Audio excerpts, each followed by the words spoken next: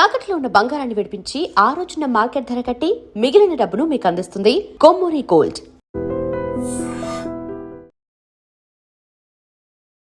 వేటూరి గారు జర్నలిస్ట్గా ఉన్నప్పుడు ఎన్టీఆర్ గారు ఈయన సాహిత్యము, ఈయన రచనా శైలి ఇవన్నీ చూసి సినిమాల్లో నువ్వు రాణిస్తావు, వెళ్ళి వాళ్ళని కలువు వీళ్ళని కలువు అని కొన్ని పేర్లు చెప్తుంటే ఈయన వెళ్ళి కలిసేవారు కాదంట. మా నాన్నగారు ఎవరి దగ్గరికి వెళ్ళి పాట అడిగేవాడు కాదు, ఎప్పుడు అడగలేదు. ఆయన మన ముళ్ళపూడి వెంకటరమణ గారు చాలాసార్లు పేర్కొని ఉన్నారు, ఆయన ఎప్పుడు పాట అడిగిన వ్యక్తి నేను ఆయన ఒక్కడనే చూశాను.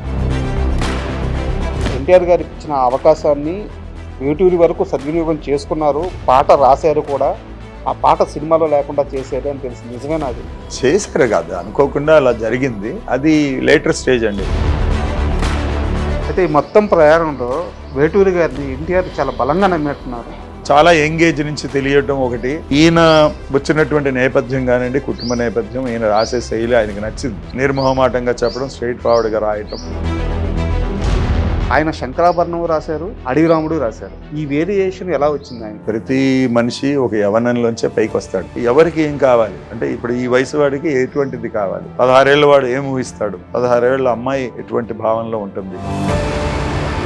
సార్ అప్పట్లో యాక్చువల్గా సినిమా మొత్తం కలెక్ట్ చేసేది కూడా మహా అయితే లక్షల్లో ఉండేది. అలాంటి రోజుల్లో అడవి రాముడు సినిమాలోని ఆరేసుకోబోయి పారేసుకున్నాను హరి అనే పాటని ఇప్పటికీ దాన్ని ₹1,00,00,000 పాట అంటూ ఉంటారు. యాక్చువల్గా ఆ పాట పల్లవి ఆ సినిమా కోసం రాసింది కాదు. అవునా? ఎరక్కపోయి వచ్చాను, ఇరుక్కుపోయాను, వదిలేస్తే పారిపోతాను అని రాసేసి కాగితం మీద డైరెక్టర్కి ఇచ్చేసి వెళ్ళిపోయాడు. తన గురువులుగా భావించే వాళ్ళలో కానీ, తను బాగా గౌరవించే వాళ్ళలో కానీ ఆత్రేయ గారికి ఒక ప్రత్యేక స్థానం ఉంటుంది.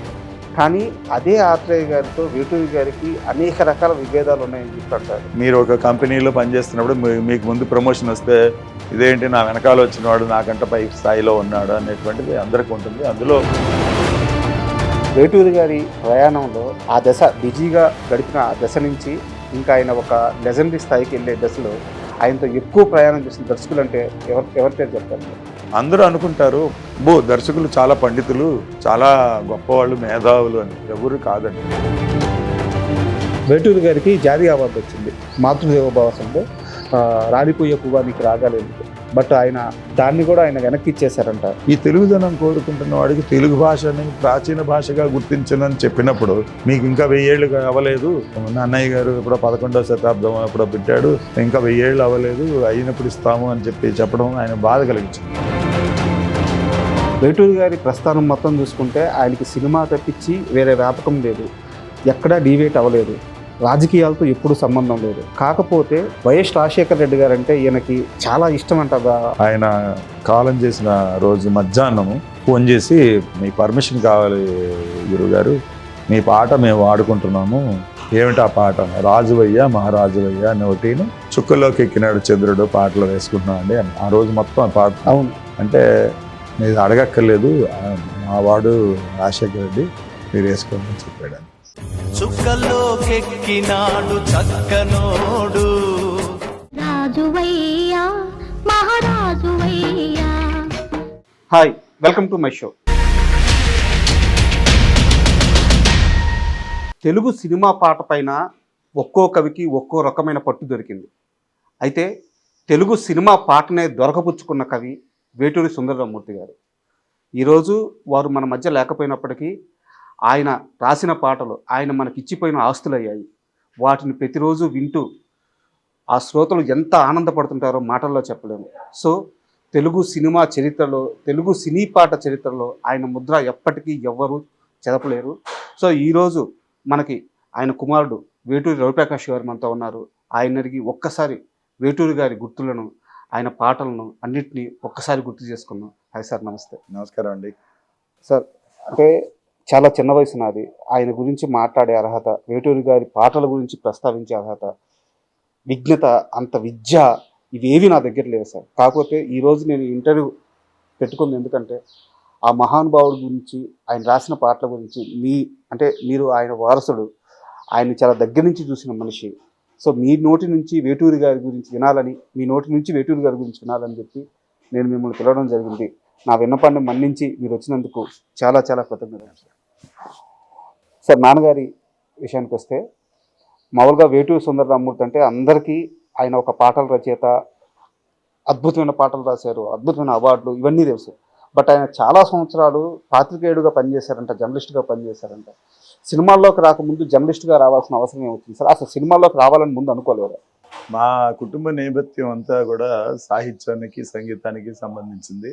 సార్ చాలా వరకు వైద్య వృత్తికి సంబంధించినటువంటి నేపథ్యం అండి. మా పూర్వీకులు కూడా కొన్ని తరాలుగా సాహిత్యం, వైద్యం, సంగీతం అట్లా పొడిపుచ్చుకొని సాధన చేస్తూ వచ్చినటువంటి వంశము. మరి స్వతహాగా ఆయనకి చిన్నప్పటి నుంచి వారి తల్లిదండ్రుల దగ్గర నుంచి కానివ్వండి, పెదనాన్నగారు వేటూరి ప్రభాకర్ శాస్త్రి గారి గురించి కానీ, పరిచయస్తులు, బంధువుల దగ్గర నుంచి వచ్చేది సాహిత్యం, సంగీతం. ఈ ప్రక్రియలోనే ఆయన చిన్నప్పటి నుంచి పెరగటం వల్ల స్వతహాగా ఆయనకి సాహిత్యం మీద మక్కువ ఏర్పడటం. అదేవిధంగా విశ్వనాథ సత్యనారాయణ గారి రచనల మీద ప్రభావితమై ఆయన డిగ్రీ చేసేటప్పుడు విజయవాడ SRR కాలేజీలో ఆయనకి BA తెలుగులో సీట్ దొరకకపోతే BA ఎకనామిక్స్ తీసుకొని ఆ క్లాసులు ఎగ్గొట్టి విశ్వనాథ సత్యనారాయణ గారి క్లాసులు అటెండ్ అయ్యేవాడు ఆయన. ఓకే. అంటే ఎలా ఉండేదంటే ఆ రోజుల్లో తెలుగు సాహిత్యం మీద అప్పటికే నిండిందంటే ఇప్పుడు BA తెలుగు అంటే చాలా ఖాళీలు ఉంటాయి. కానీ ఆ రోజుల్లో క్లాస్ నిండిపోయి బయట క్లాసుల వాళ్ళు కూడా వచ్చి విశ్వనాథ సత్యనారాయణ గారు లాంటి మహనీయులు లెక్చర్స్ ఇస్తూ అంటే వినేటువంటి రోజులు. వీళ్ళు నుంచి వినేవాళ్ళు ఆయన ఎన్ని గంటలు చెప్పినా కూడా. అట్లాగా ఆయన తెలుగు సాహిత్యం మీద మక్కువ పెంచుకుంటూ వారి పెదనాన్నగారి దగ్గర కొన్ని మెళుకువలు నేర్చుకుని ముడి తెలుగు, ప్రాచీన తెలుగు ఎట్లా ఉండేది అని, ఆ మాటలు ఎలా ఏర్పడ్డాయి అవన్నీ ఆయన దగ్గర కొన్ని మెళుకువలు నేర్చుకుని అట్లా సాధన చేసుకుంటూ వచ్చారండి.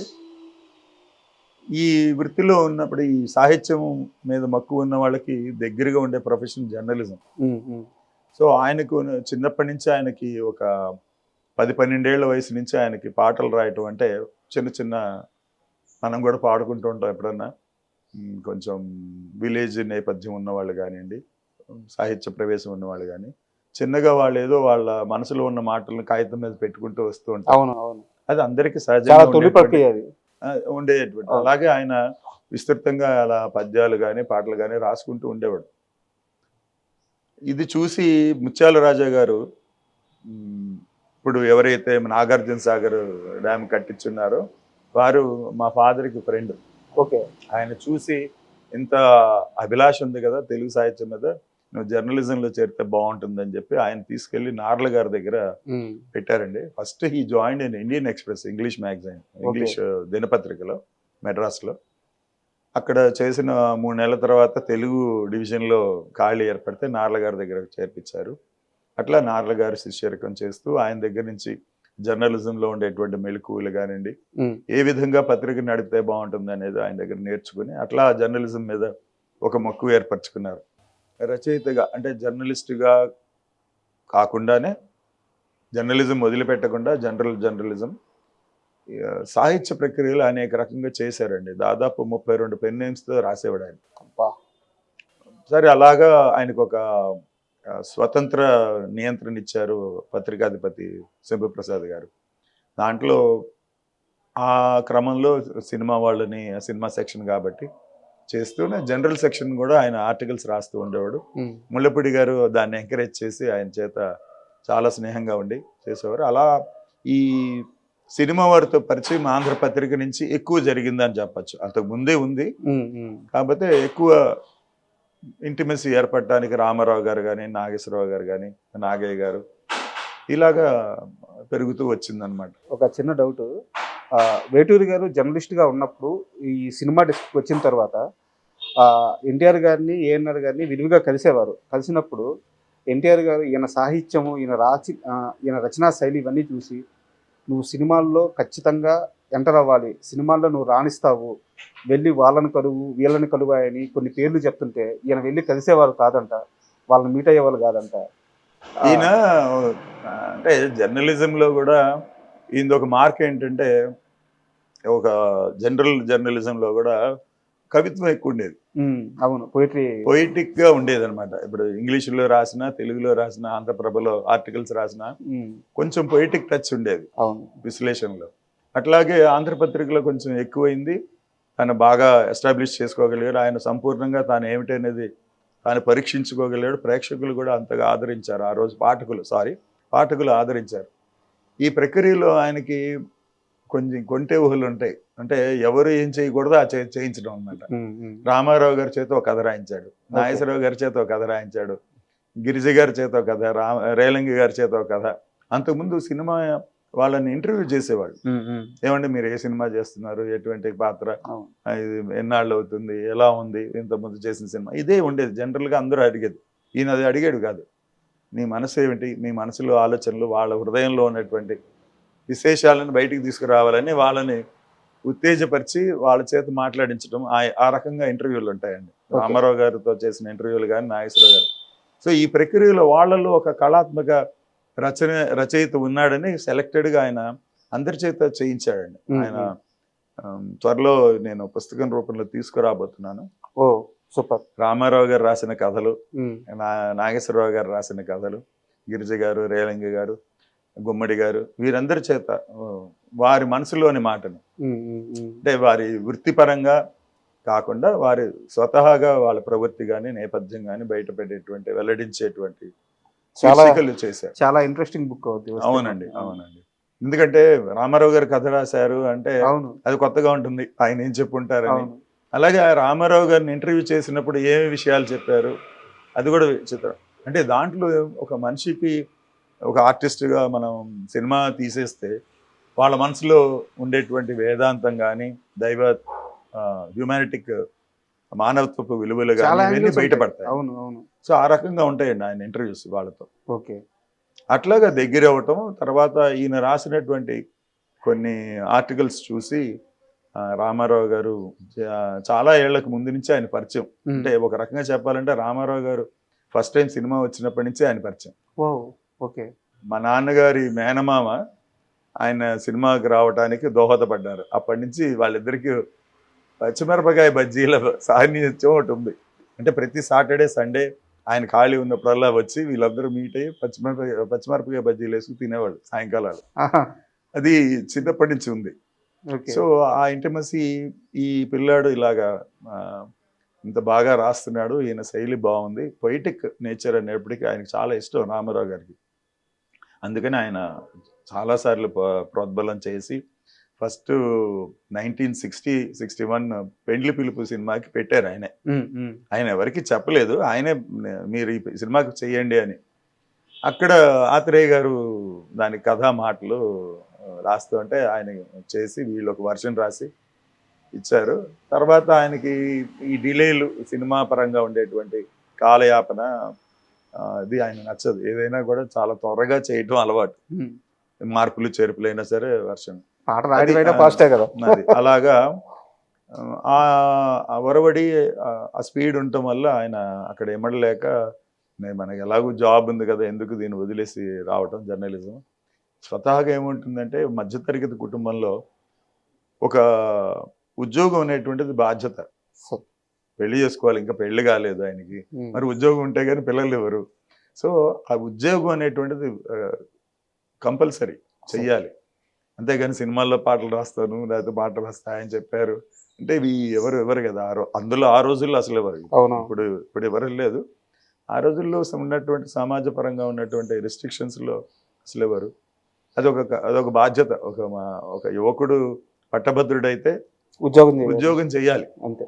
అది ఉద్యోగం పురుష లక్షణం అంటారు కదా, అది ఎక్కువ అమలులో ఉన్న రోజులు.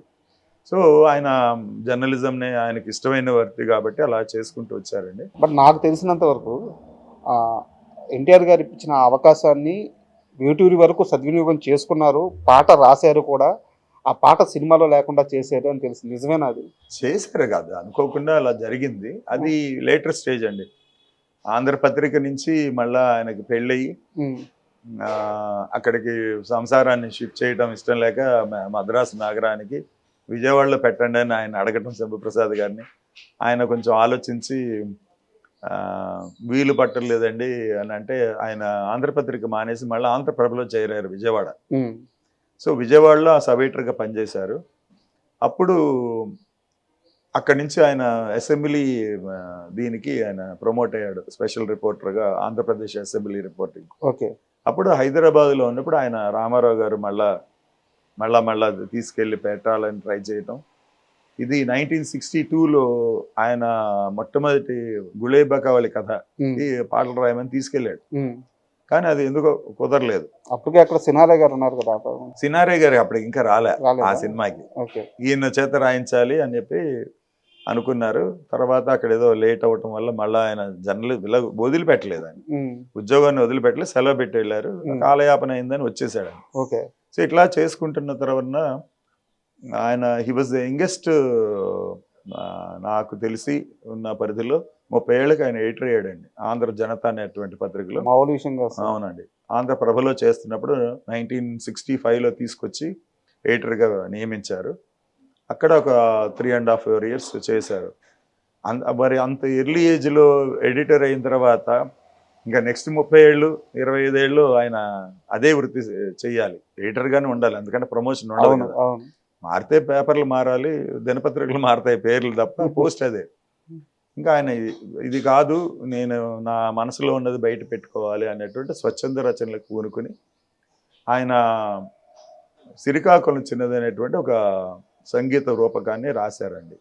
అది బాలాంతరపు రజనీకాంతరావు గారికి నచ్చి ఆయన రేడియోలో పెట్టుకుంటానని చెప్పి అది చేయటం. పెంజా నాగేశ్వరరావు గారి సంగీతంలో ప్రఖ్యాత కర్ణాటక విద్వాంసరాలు శ్రీరంగం గోపాలరత్నం గారు ముఖ్య పాత్రధారిగా చాలా బాగా వచ్చింది.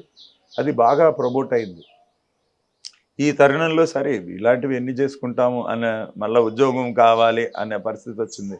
అంటే స్వచ్ఛంద రచన చేసి పుస్తకాలు ప్రచురించుకొని లేకపోతే ఇంకో రకంగా ప్రాముఖ్యత తెచ్చుకోవడం కంటే ఒక బాధ్యతాయుతమైనటువంటి ఉద్యోగంలో ఉంటే బాగుంటుందని అనుకుంటున్న తరుణంలో చక్రపాణి గారు ఆల్రెడీ అంతకుముందు పరిచయం ఉండటం, వాళ్ళకి మద్రాసులో ఉద్యోగం చేస్తున్నప్పుడే ఆయన ఒక 4 స్క్రిప్ట్లు వర్క్ చేసి ఇచ్చారండి విజయ సంస్థకి. ఆ పరిచయంతో ఆయన ఏం చేశారంటే ఒక టెలిగ్రామ్ పంపించారు, నేను కొత్తగా ఆడవాళ్ళ కోసం వనిత అనేటువంటి మ్యాగజైన్ పెడుతున్నాను, మీరు దానికి ఎడిటర్గా ఉంటే బాగుంటుంది అని. ఓకే.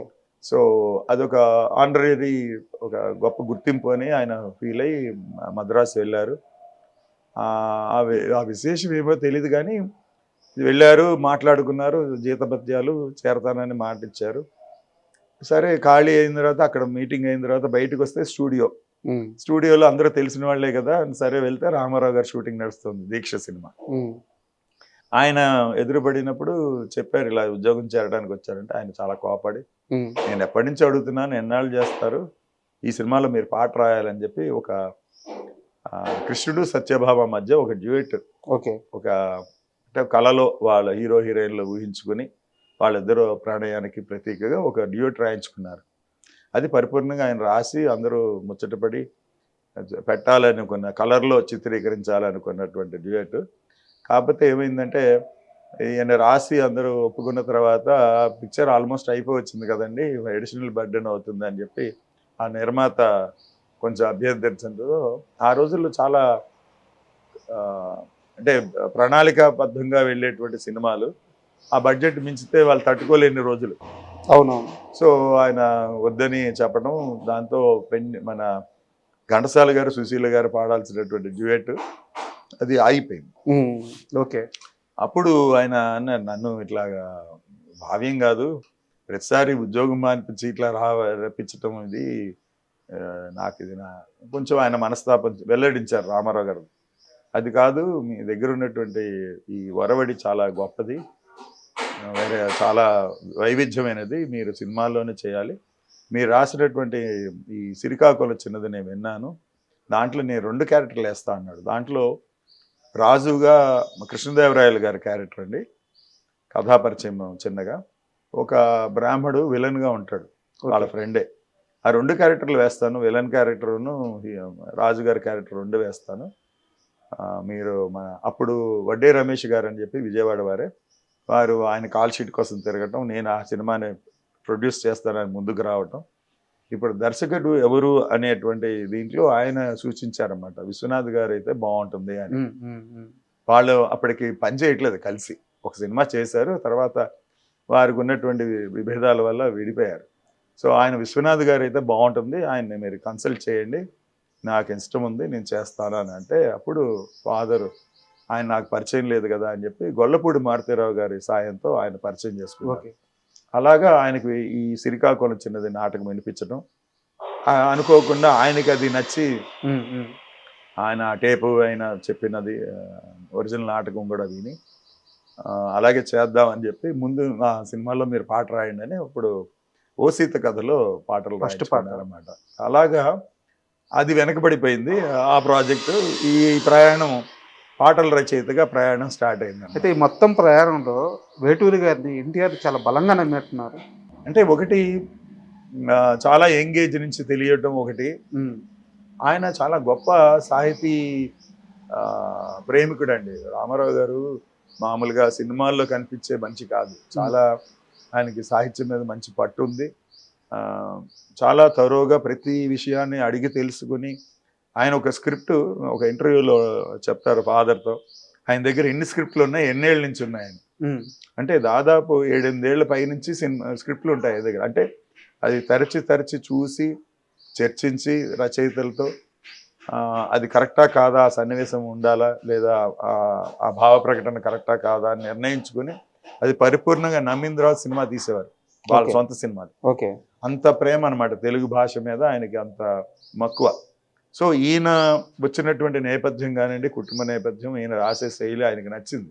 అవునవును, నిర్మోహమాటంగా చెప్పడం, స్ట్రైట్ ఫార్వర్డ్గా రాయటం, ఇవన్నీ ఈయన రచనా ప్రక్రియ, ఆయనకి కవితాంశ ఇవన్నీ నచ్చి ఆయన బలంగా చాలా మంచి రచయిత అవుతాడు, మంచి పేరు వస్తుంది అని చెప్పి ఆయన నమ్మే చేశాడు. ఆయన విశ్వనాథ్ గారి సినిమాతో ఆయన రైటర్గా పరిచయం అయినా సరే, వేటూరి గారి ప్రవేశం జరిగే సమయానికి తెలుగు పాట కాస్త ఆధునికత అప్పుడప్పుడే చెందుతూ ఉంది. అంటే తెలుగు సినిమా పాటలో కొంత స్పీడ్ పెరిగింది, కొన్ని పదప్రయోగాలు కొత్తగా వచ్చి చేరుతున్నాయి. అంటే అప్పటిదాకా ఈ పదాలు వాడొచ్చని కొంతమందికి భయం ఉన్న కొన్ని పదాలను కూడా తీసుకొచ్చి వాడుతున్నారు, స్పీడ్ పెరిగింది. ఇలాంటి సమయంలో సినిమా పాటను పట్టుకున్న వేటూరి గారు ఆయన శంకరాభరణం రాశారు, అడవి రాముడు రాశారు. ఈ వేరియేషన్ ఎలా వచ్చింది ఆయనకి ఒకేసారి? ఆ మాస్కి ఎలా అలవాటు అయ్యారు? అప్పటిదాకా సాహిత్య పరిజ్ఞానాలు ఉన్న కుటుంబం, సాహిత్యం గురించి తెలుసు, అన్ని రకాల ప్రక్రియలు చేసేశారు జర్నలిస్ట్గా ఉన్నప్పుడే. కానీ సినిమాలోని ఒక మాస్ పాటను పట్టుకునే ఆ ఫ్లేవర్ ఎలా వచ్చింది ఆయనకి? ఇది ఎలా ఉంటుందంటే అండి, ప్రతి మనిషి ఒక యవనంలోంచే పైకి వస్తాడు.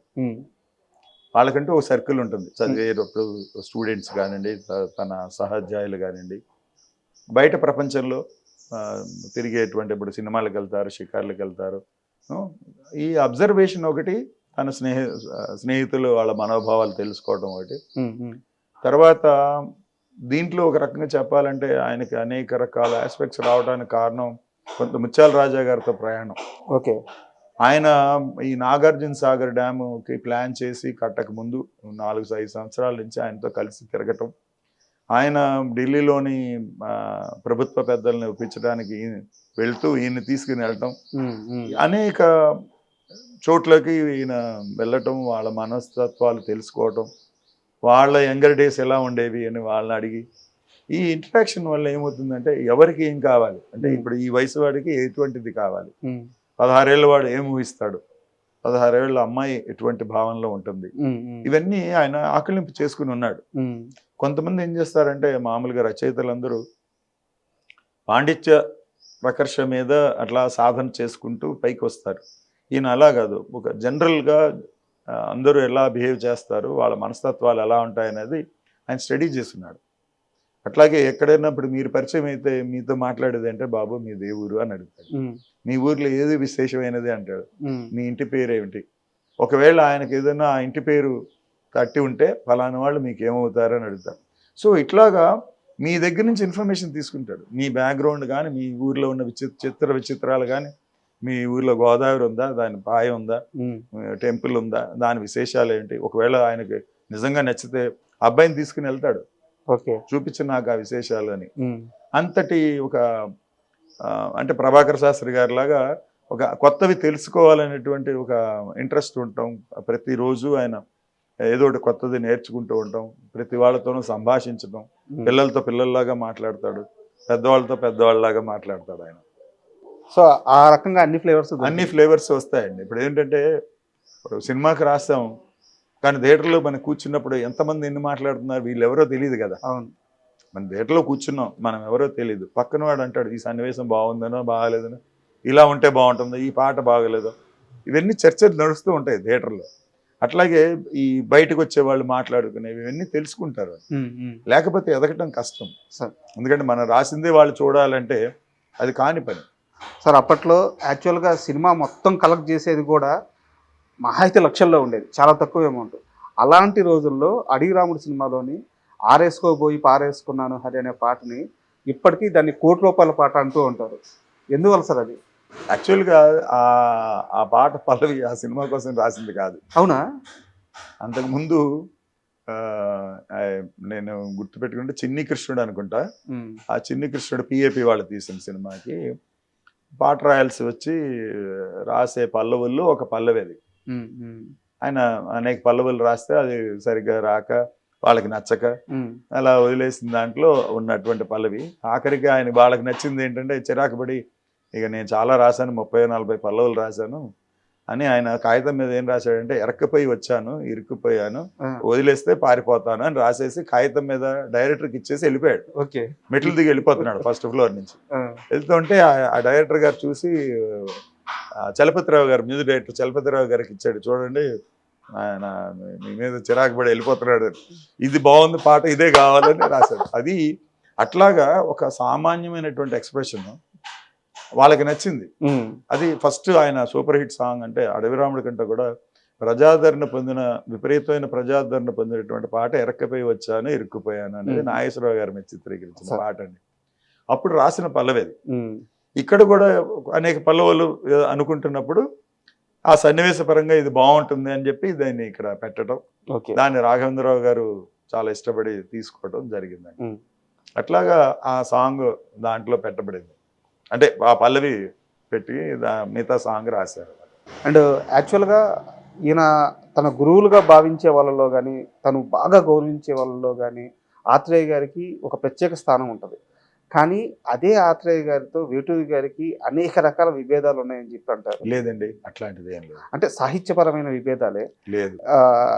అంటే ఈయన వాడే పదజాలం కానీ లేకుంటే ఆత్రేయ గారు ఈయన దగ్గరికి వచ్చి ఇంకొక 10 సంవత్సరాలు ఆగి వచ్చి ఉండొచ్చు కదా వేటూరి నువ్వు అని చెప్పేసి అందరికీ ఉంటుందండి. ఇప్పుడు మీరు ఒక కంపెనీలో పనిచేస్తున్నప్పుడు మీకు ముందు ప్రమోషన్ వస్తే ఇదేంటి నా వెనకాల వచ్చినవాడు నాకంట పై స్థాయిలో ఉన్నాడు అనేటువంటిది అందరికీ ఉంటుంది. అందులో ఇది ప్రొఫెషనల్ ఫీల్డ్. సార్ మా నాన్నగారు వచ్చేటప్పటికి ఇప్పుడు వాళ్ళు వచ్చిన టైం కూడా 30-36 ఏళ్ళకి వచ్చారు.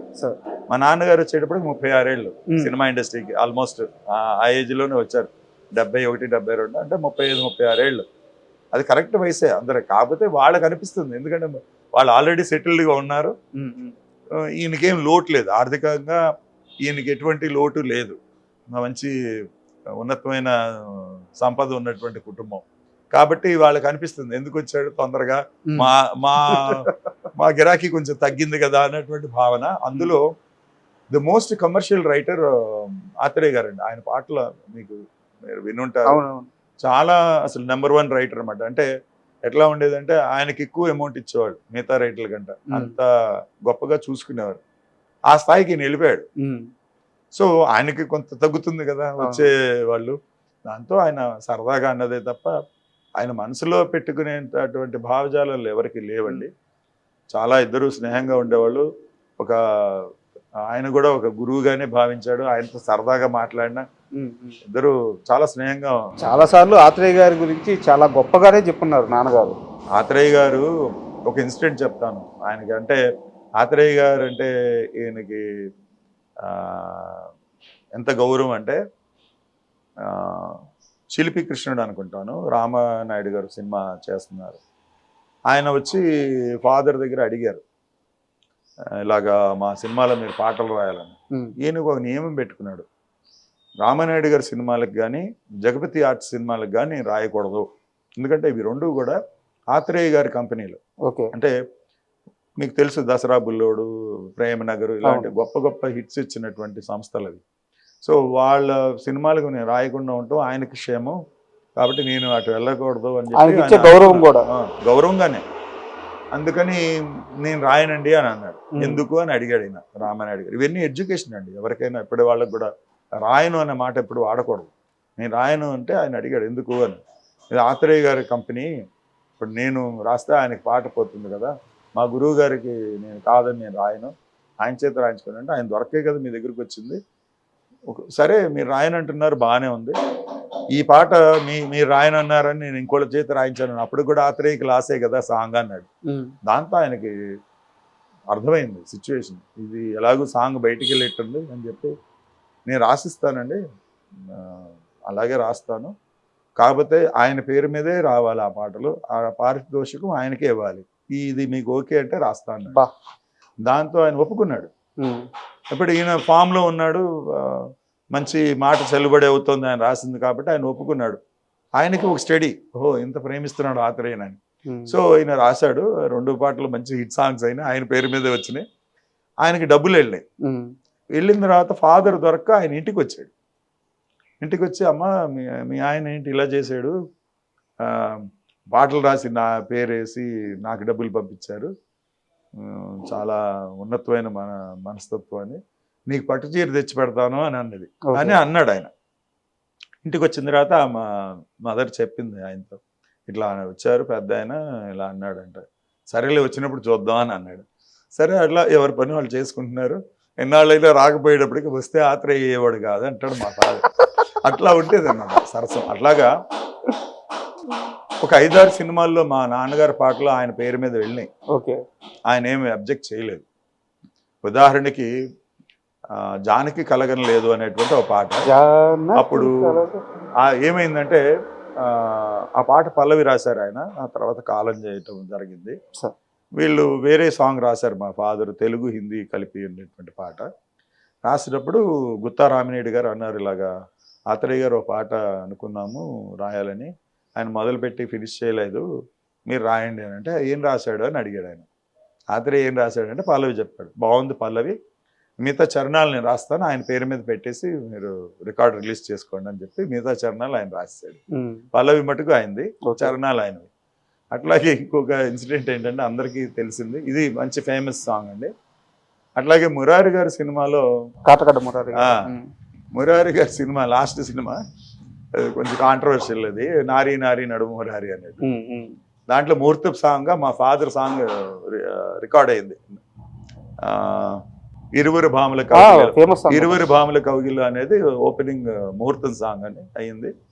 తర్వాత ఇంకో సాంగ్ కూడా రాశాడు. ఆయన ఏదో పని మీద బయట ఊర్లో ఉన్నప్పుడు ఆత్రేయ గారు లేరని చెప్పి, ఆయన కాలం చేశారని చెప్పి ఈ సాంగ్కి ఆయన పేరు మీద రిలీజ్ చేశారు. ఇదేంటి ఇలా చేశారు అంటే, ఆయన లేడు కదా, నా సినిమాలో ఆయన పేరు లేకుండా ఒక్క సినిమా కూడా లేదు, రాయలేకపోయాడు కాబట్టి ఈ పాటకి ఆ పేరు వేశారంటే, ఆయన అన్నాడు ఓకే, మా గురువుగారి పేరు మీద వెళ్ళింది కాబట్టి నాకు అభ్యంతరం లేదని చెప్పేసి వదిలేశాడు. అది మొన్న మధ్య ఇంటర్వ్యూలో కూడా నేను పెట్టాను మా ఛానల్లో. ఇలాగా ఆ గౌరవం ఎప్పుడు పెద్దవాళ్ళకి అందరికీ చాలామందికి ఆయన సాయం చేసి వాళ్ళకి అండదండగా ఉండటం కానీ, వాళ్ళ అనుజుడిగానే ఉన్నాడు ఆయన. ఇప్పుడు కూడా వాళ్ళతో భేదాలు లేవు, ఏవైనా ఉంటే మనసులో ఉంటాయి, కానీ అది ఒక కావాలని వెల్లడించేటువంటి పరిస్థితి ఎప్పుడు రాలే ఎవరికి. కళా తపస్వి కేసునాథ్ గారితో నాన్నగారి ప్రయాణం అదంతా ఒక చరిత్ర అన్నమాట. శంకరాభరణం అంటే దాంట్లో పాటలు, వాటి స్థాయి ఈ రోజుకి ఇన్ని తరాల తర్వాత కూడా మనం ఒక పురాణంలో ఎలా అయితే చూస్తామో ఆ సినిమా కూడా అంతే, ఆ సినిమాలో పాటలు అంతే, ఆ సినిమా పాటల సాహిత్యం అంతే. సో శంకరాభరణం గురించి మీకు తెలిసిన ఆ శంకరాభరణం పాటల గురించి మీ దగ్గర ఉన్న ఏమన్నా విశేషాలు మాతో పంచుకుంటారు? నేను ఎక్కువ మా ఫాదర్ని ఇష్టపడేది అంటే చిన్నప్పటి నుంచి ఆయనతో ఉండటం వల్ల సినిమా సాహిత్యం ఎలా రాస్తున్నాడు అనేది నాకు ఒక వింత. మీరు అడిగారు ఇందాక యంగ్స్టర్స్కి ఎలా రాస్తున్నాడు, అది నాకు ఉంటుంది. ఇప్పుడు నేను కుర్రాడినైనా ఆ రోజుల్లో నాకు లేని అవగాహన పెద్దవాడైన మా తండ్రి గారికి ఉన్నదే, అంత ఆకలింపు చేసుకుని దాన్ని వ్యక్తీకరిస్తున్నాడు అనేటువంటి ఒక వింత, అది కొత్తగా ఉండేది నాకు. ఏమిటి ఇలాంటివి కూడా రాస్తున్నాడు అయినా అని. యాక్చువల్గా నాకు నచ్చినటువంటి అంటే మా శ్రీకాకుళం చిన్నది కనుక మీరు ఎప్పుడైనా వీలైతే వినండి. దాంట్లో ఉన్న సాహిత్యం ఆయన వేటూరి సుందరరామూర్తి గారు, మిగతా పాటలో ఉన్నది కమర్షియల్ వేటూరి సుందరరామూర్తి. సో ఆ స్థాయితో పోల్చుకుంటే శంకరాభరణం ఓకే. సో ఆయన శంకరాభరణం జస్ట్ ఓకే అబ్బా. జస్ట్ ఓకే అంటే ఆయనలో అంటే కుటుంబ నేపథ్యం కానివ్వండి, ఇంకోటి కానివ్వండి, మా మామగారి ద్వారా ఆయనకు వచ్చినటువంటి భక్తి, ఆ భక్తి పార్వశ్యమ, భక్తి తత్పరత కానీ, ఆ భావ ప్రకటన కానీ, ఆయనకి ఇష్టమైన వాళ్ళు త్యాగరాజ స్వామి, అన్నమయ్య, చాలా ఇష్టం వాళ్ళిద్దరు. మిగతా అందరూ కూడా మన రామదాస్ కీర్తనలు కానీ ఇవన్నీ ఆయన కడతా వచ్చు. అలాగే పోతన గారు అంటే చాలా ఇష్టం. ఇవన్నీ ఆయన మనసులో ఎప్పుడూ వెళ్తూ ఉంటాయి. అంటే ఆయన ఎప్పుడూ కూడా ఒంటరివాడు. అందరూ అంటారు ఆరేసుకోపోయి పారేసుకుంటారు, కానీ ఆయన ఒంటరివాడు. అది బయట వాళ్ళ కోసం ఆయన చేసే పనే, కానీ ఆ పని అయిపోయిన మరునిమిషం ఆయన ఒంటరివాడే. అది ఒక మనస్థితి ఆయనది. అంటే నేనేమిటి, నేను ఎక్కడి నుంచి వచ్చాను, ఎటు వెళ్తున్నాను, ఎందుకు ఇవన్నీ చేస్తున్నాను, ఎందుకు చెయ్యాలి, ఇదే ఆలోచించుకుంటూ ఉంటాడు ఆయన ఒంటరిగా ఉంటే. సో ఆ భావం నుంచి బయటపడటానికి నలుగురితో కలిసి ఉంటాం. ఇది ఒక వేదాంతపరమైన చర్చ ఆయనకు ఉంది. అదే మీకు శ్రీకాకుళం చిన్నదిలో ఉంటుంది. అంటే దేవుడి మీద ఒక పరమైక్యత అదే శంకరాభరణంలో కూడా ఉంటుంది. అంటే ఆయన దేవుడిని తప్ప ఇంకా ఎవరిని సామాన్యులను ఎవరు పట్టించుకోడు. తను దేవుడు, తను తన సంగీతం, ఇదే ఆయన ధోరణి. కాబట్టి అది ఆయన గ్రహించాడు. ఆ సినిమాకి అది అనువుగా అమరింది. కేసునాథ్ గారితో వారి ప్రయాణం ఎలా ఉండేది సార్? వారి సినిమాలు, విశ్వనాథ్ గారి సినిమాలు అన్నింటిలోనూ ఆల్మోస్ట్ మీకు ఈ భావ ప్రకటన ఉంటుంది. అంటే అది ఫార్చునేట్లీ అన్ఫార్చునేట్లీ శంకరాభరణానికి పేరు వచ్చింది, కానీ మీరు శుభోదయం చూసుకున్నా అలాగే ఉంటుంది. తర్వాత సప్తపది తీసుకున్నా అదే ఉంటుంది. సాగర సంఘంలో కూడా ఇదే పోకడ ఉంటుంది. కాకపోతే అది ప్రత్యేకంగా ఆ సినిమాకు ఒక ప్రత్యేకమైన పేరు రావటం వల్ల అవి గొప్పవి అంటున్నారు. కానీ వీన్నిటి స్థాయి ఒకటే సార్. అంటే మనిషి, ఇంకో దైవత్వం, ఈ రెండింటి మధ్య వాళ్ళ సాధన ఉండేదే ఉంటుంది ఈ ప్రక్రియలో అన్నిట్లోనూ, అన్ని పాటల్లోనూ మీరు చూడొచ్చు. ఎందుకంటే ఆయన దాంట్లో డ్యూయట్స్ తక్కువ కాబట్టి ఈ సంబంధమైనటువే ఎక్కువ రాయటం జరిగింది. ఆయన భావన అదే. మీరు చిన్నవారిగా ఉన్నప్పుడు అంటే ఆయన అప్పటికే చాలా పీక్స్కి వెళ్ళిపోయారు, పెద్ద రైటర్ అయిపోయారు, బిజియెస్ట్ రైటర్ అయిపోయారు. సో నాన్నగారు ఫ్యామిలీని మిస్ అయిన క్షణాలు ఉంటాయి కదా, మీతో టైం గడపలేకపోవడం, ఆ లోటు ఎలా భర్తీ అయ్యేది? అంటే దీంట్లో నేను కొంత అదృష్టవంతుడిని. ఎందుకంటే చిన్నప్పటి నుంచి ఆయన సినిమాల్లో బిజీ అవ్వక ముందు నుంచి, ఆయన జర్నలిస్ట్గా ఉన్నప్పటి నుంచి చాలా ఇంటిమేట్గా ఆయన భావనలు, కొంత వాళ్ళ పరిచయాలు, వాళ్ళ స్నేహితులతో ఆయన మాట్లాడే తీరు, ఇవన్నీ గమనించడం, ఆయన రాసిన రచనలు కొన్ని చదవటం, అది ఒక మమకారం ఉంటుందండి ఇప్పుడు పెద్ద కొడుకుగా. మా తమ్ముళ్ళు నాకంటే 8 ఏళ్ళు చిన్నవాళ్ళు, వాళ్ళు మిస్ అయ్యారు. ఎందుకంటే they never know much of Veturi Sundararama Murthy వాళ్ళ నాన్నగారు. అంటే సంవత్సరానికి ఒక 5-6 రోజులు పండగ రోజులు ఇలాగా మా తాతగారు, మామగారు గారండి బంధువులు వచ్చినప్పుడు ఆ ఇంట్లో ఉండి ఆయన టైం స్పెండ్ చేయటం, వాళ్ళ పుట్టినరోజులు తప్ప డే టు డే అఫైర్స్ లో వాళ్ళకి ఆయన వెళ్ళేటప్పటికి 5ంటికి బయలుదేరి వెళ్ళేవాడు ఇంటి నుంచి. పొద్దున్న 5-5:30 కల్లా బయటకు వెళ్ళేవాడు. అప్పుడు పడుకుని ఉంటారు, వచ్చేటప్పుడు వాళ్ళు పడుకుని ఉంటారు. సో ఆ ఇంటరాక్షన్ లేదు. నాకు చిన్నతనంలో ఉన్న ఇంటరాక్షన్ తర్వాత నేను స్కూల్ నుంచి వచ్చిన తర్వాత కానీ, కాలేజీ నుంచి వచ్చిన తర్వాత కానీ థియేటర్కి వెళ్ళి, రికార్డింగ్ థియేటర్ దగ్గర ఆయన ఉంటే ఆ దగ్గరలో ఉండటము, లేదా ఏం చేస్తున్నారు, ఏమేమి సినిమాలు అవుతున్నాయి, ఎటువంటి అవుట్పుట్ వస్తుంది అని గమనించడం, ఇంటిమేసి నడుస్తోంది.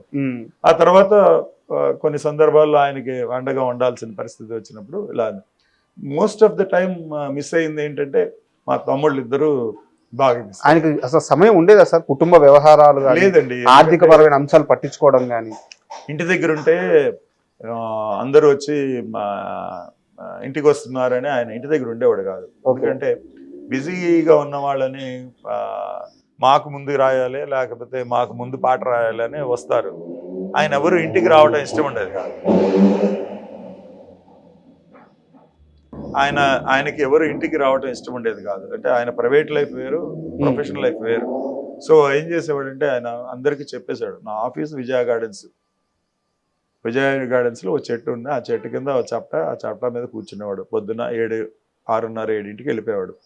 రాత్రి 10:30-11 దాకా అక్కడే. సో మీరు అక్కడికే రావాలి తప్ప ఇంటికి రాకూడదని అందరికీ చెప్పడం జరిగిందండి.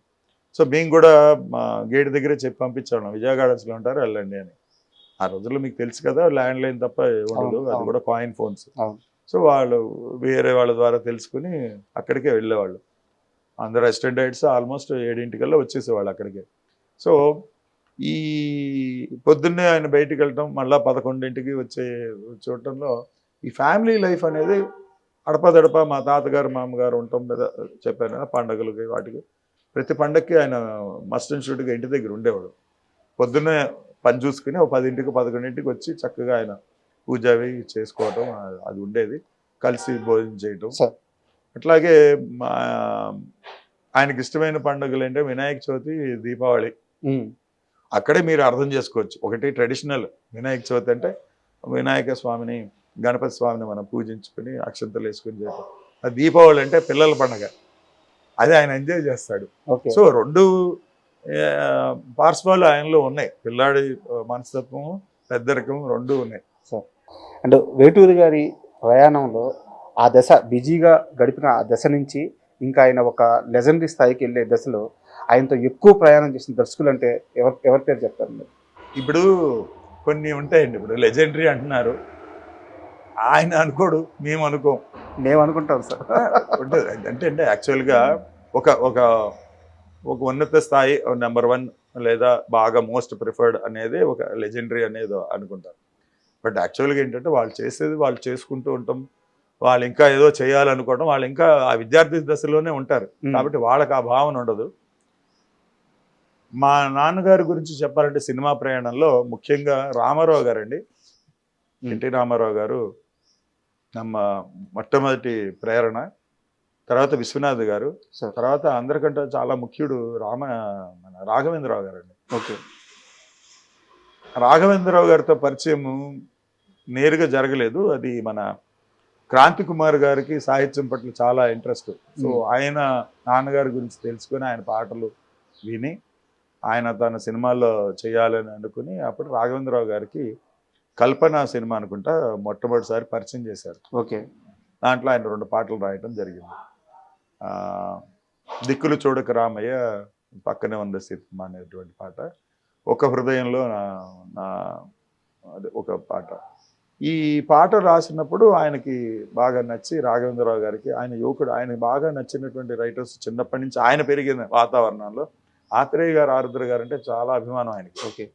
ఎందుకంటే వాళ్ళ నాన్నగారి దగ్గర ఆయన అసిస్టెంట్గా చేశాడు, అసిస్టెంట్ డైరెక్టర్గా ప్రకాష్ రావు గారి దగ్గర. ప్రకాష్ రావు గారికి మోస్ట్ ఇంటిమేట్ రైటర్ ఆత్రేయ గారు, తర్వాత ఆరుద్ర గారు పాండిత్యము వయసు, ఆయన మహాపండితుడు. సో వీళ్ళిద్దరి మీద చాలా గౌరవం, మర్యాద, ప్రేమ ఉండేది ఆయన. అది కొత్త వరవడి చూసి ఈయనతో ఒక అటాచ్మెంట్ పెంచుకున్నారు. అక్కడి నుంచి వీళ్ళిద్దరూ ట్రావెల్ స్టార్ట్ అయిందండి. ఓకే. ఇప్పుడు ఏదైతే మీరు అంటున్నారో ఈ లెజెండరీ లేదా ఒక పాపులర్ రైటర్ అనే దాంట్లో ఆయన పాత్ర కూడా ఉంది. ఎందుకంటే మా నాన్నగారు ఎవరి దగ్గరికి వెళ్ళి పాట అడిగేవాడు కాదు, ఎప్పుడూ అడగలేదు ఆయన. మొట్టమొదటిసారి రామారావు గారు చెప్పారని విశ్వనాథ్ గారిని కలవటం, డైరెక్ట్ చేస్తే బాగుంటుందండి ఇది నా కథ, ఆయన ఒప్పుకున్నాడని వెళ్ళటమే తప్ప నాకు అవకాశం ఇవ్వమని ఆయన అడగలేదు. ఏ రోజు ఎవరిని అడగలేదండి, చివరి ఏ రోజు కూడా ఎవరు లేదు. అది మన ముళ్ళపూడి వెంకటరమణ గారు చాలాసార్లు పేర్కొని ఉన్నారు, ఆయన ఎప్పుడు పాట అడిగిన వ్యక్తి నేను ఆయన ఒక్కడనే చూశానని. వదులుకున్నాడేమో కానీ ఆయన ఎప్పుడు అడగలేదు. సో ఈయన ఆ మనస్తత్వం చూసి, సున్నితమైన మనస్తత్వం, ఎవరి దగ్గరికి వెళ్ళడు అని రాఘవేంద్రరావు గారు ఏం చేశారంటే, మీరు ఎక్కడికి వెళ్ళొద్దు, మీరు ఒక చోట కూర్చోండి, నేను ప్రొడ్యూసర్స్ నేను పంపిస్తా అన్నాడు. ఇప్పుడు ఒక స్థాయికి వచ్చాడు ఆయన, అడవి రాముడితో నెంబర్ 1 డైరెక్టర్ అయ్యాడు. సో ఆయన కంపెనీలు ఎప్పుడైతే వస్తున్నాయో మిగతా ప్రొడ్యూసర్స్ని చెప్పి, మీరు అసిస్టెంట్ డైరెక్టర్స్ని ఎప్పుడైతే విజయ గార్డెన్స్ దగ్గర ఆయన అనుకున్నాడు, నాకు చక్కగా ఓ పర్ణశాల లాగా ఉంది, చెట్టు, తోట, పూలు, ప్రశాంతమైనప్పుడు మనం కూర్చున్నట్టే ఒక మంచి వాతావరణం ఉండడంలో అది ఆయన ఆఫీస్ అయిపోయింది. సో అక్కడికి అందరినీ పంపించాడు. అది చూసి మిగతా వాళ్ళు కూడా ఆయన అసిస్టెంట్స్, ఇప్పుడు తర్వాత ఆయన దగ్గర కోఆర్డినేటర్గా పనిచేసిన కోదండరామరెడ్డి, అలాగే బి గోపాల్, వీళ్ళందరూ కూడా వాళ్ళని అలాగా ఆటోమేటిక్గా అందరూ అటు రావడం. రాఘవేంద్రరావు గారి చాలా కీ రోల్, చాలా. అందుకనే ఆయన సన్మానం చేసినప్పుడు 1995లో హైదరాబాద్లో ముగ్గురిని నేను గౌరవించుకోవాలని చెప్పి రామారావు గారిని, విశ్వనాథ్ గారిని, రాఘవేంద్రరావు గారిని ఆయన గౌరవించుకున్నాను. అంటే ముగ్గురు నాకు నా ఎదుగుదలకి సాయపడ్డటువంటి వారు, ముఖ్య కారకులు అని చెప్పి ఆయన చెప్పుకోవడం. కమర్షియల్గా మరి రాఘవేంద్రరావు గారి పాత్ర చాలా అపూర్వం.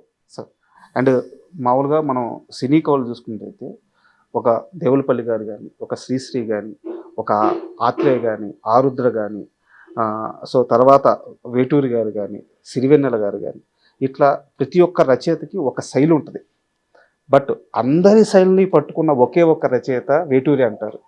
ఆయన తన ఒక్కరిలాగే రాయగలడు, అందరిలాగా రాయగలడు, ఎవరు రాయలేని విధంగా రాయగలడు అని చెప్పి అంటారు అనమాట. ఈ యూనిక్నెస్ ఎలా వచ్చింది? ఇప్పుడు మీరు ఏదైనా ఒక విషయాన్ని కానీ, ఒక రచయితని కానీ, ఒక రచనా ప్రక్రియ కానీ మీరు ఇష్టపడుతున్నారు, అది మీకు తెలియకుండానే మీకు ఇన్ఫ్లుయెన్స్ ఇస్తుంది. కావాలని రాయటం కాదు. ఇప్పుడు మీరు గమనిస్తే మేఘ సందేశం అనేటువంటి ఒక సినిమా, ఆ సినిమాలో తీసే టైంకి దేవులపల్లి గారు లేరు సార్. ఆయన స్వచ్ఛందంగా రాసినటువంటి కవితల్లోంచి ఒక 4 పాటలు 3 పాటలు పెట్టుకుని, అది ఆ సీక్వెన్సెస్కి బతుకుతాయని పెట్టుకుని, నాకు మిగిలిన కథా సన్నివేశమైన పాటలు నాకు రాయాలని చెప్పి వచ్చి అడిగారు దాసరి గారు. ఇప్పుడు ఆయన రాసినటువంటి శైలికి దగ్గరగా విరుద్ధంగా ఉండకుండా, అలాగని ఆయన శైలి ఉండకుండా సమాంతర స్థాయిలో ఉండాలి. ఇది ఏ రచయిత అయినా చేయాల్సింది. అంటే అధిగమించటం ప్రయత్నించాలి, అలాగని ఆ పాటలు మరీ దెబ్బతినకూడదు, మ్యాచ్ చేసుకోవాలి.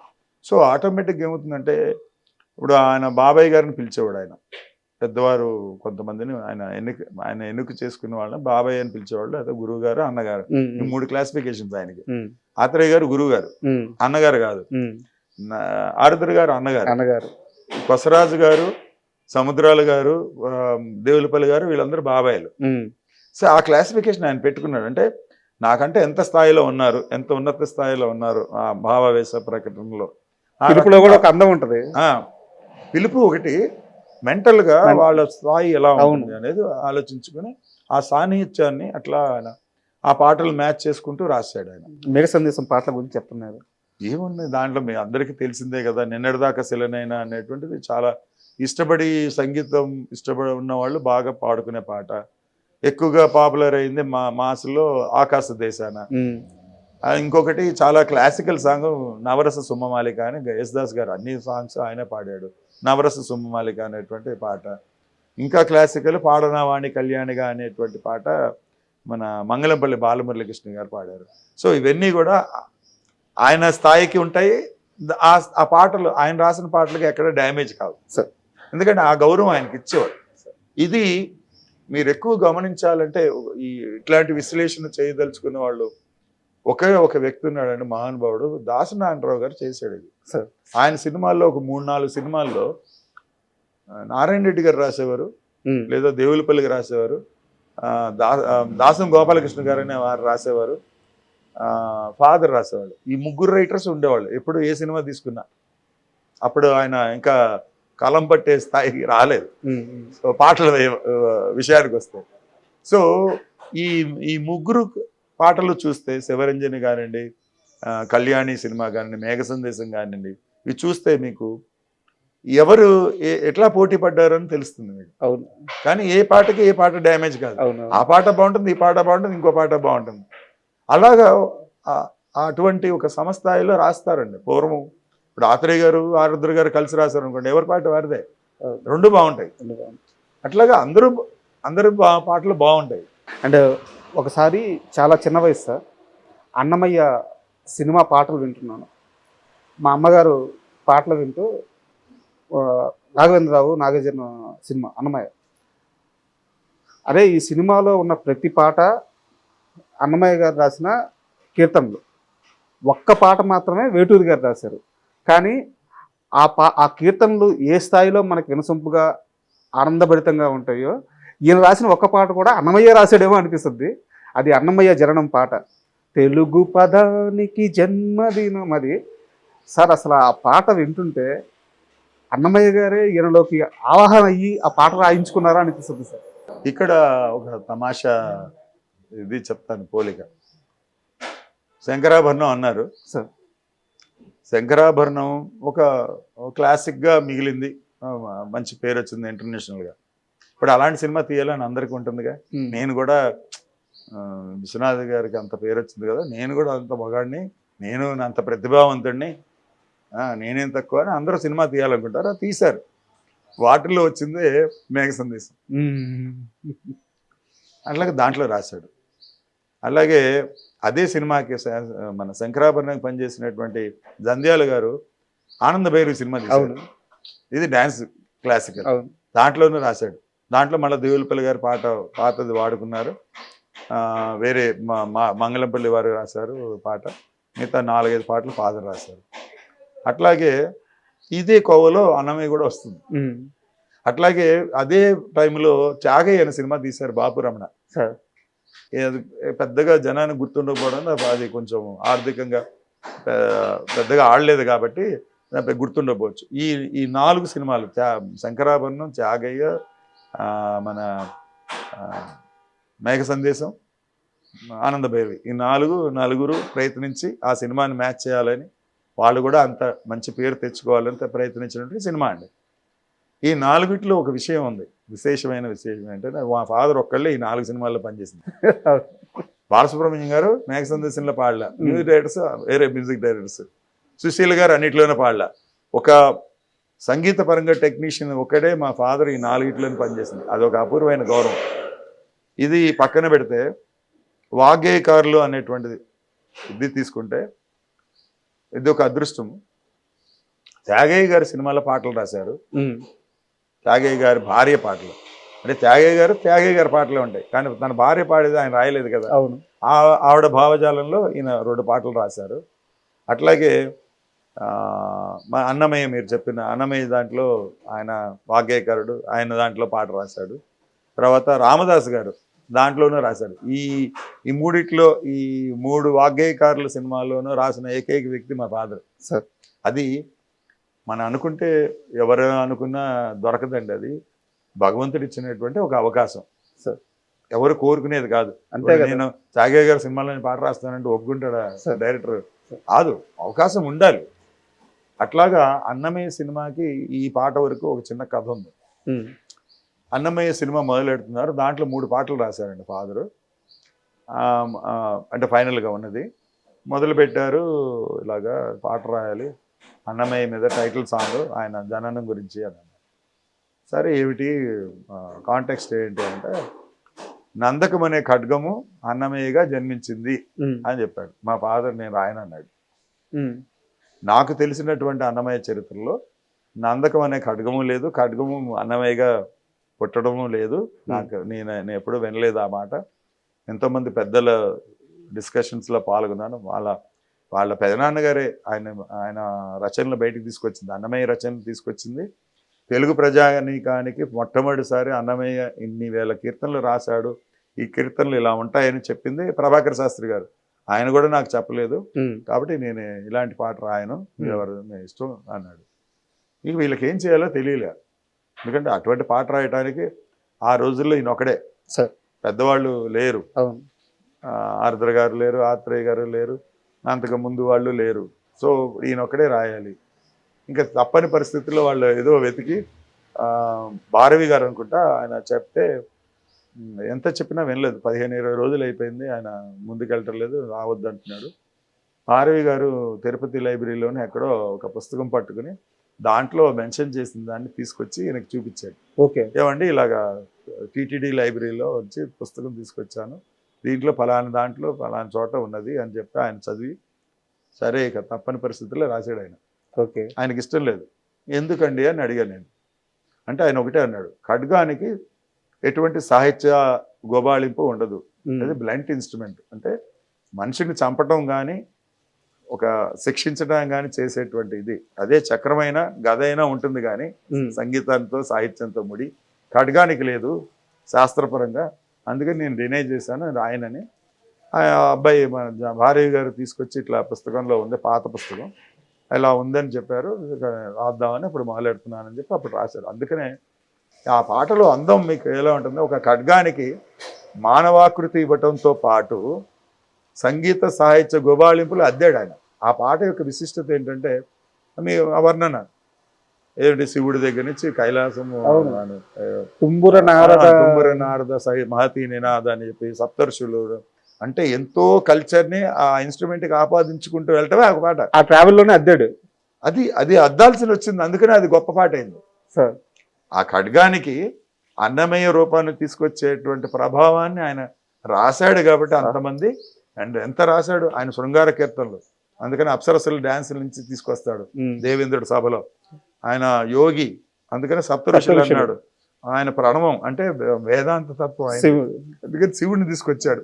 ఇవన్నీ ఆయన అన్నమయ్య రచనల మీద ఆయనకు ఉన్నటువంటి ఇంట్రెస్ట్తో అన్నమయ్య లక్షణాలు ఎవరికి తెలియనివి కూడా ఆయన ఆ మాటల్లో పొదిగి ఇది అన్నమయ్యాడు అంటాడు. ఇది ఒక దర్శకుడు ఒక నిర్మాత అడిగితే వచ్చేది కాదు సార్, వాళ్ళకి తెలియదు, వాళ్ళకి తెలియదు కదా. స్వతహాగా ఆయనకు ఆ పట్టు ఉండాలి, ఆ ఇష్టం, ఆ ప్రేమ, ఆ ఒక్క పాట గురించి మాట్లాడుకుంటే ఒళ్ళు పులకరించిపోతుంది. ఇప్పుడు ఒక చిన్న తమాషా చెప్తాను.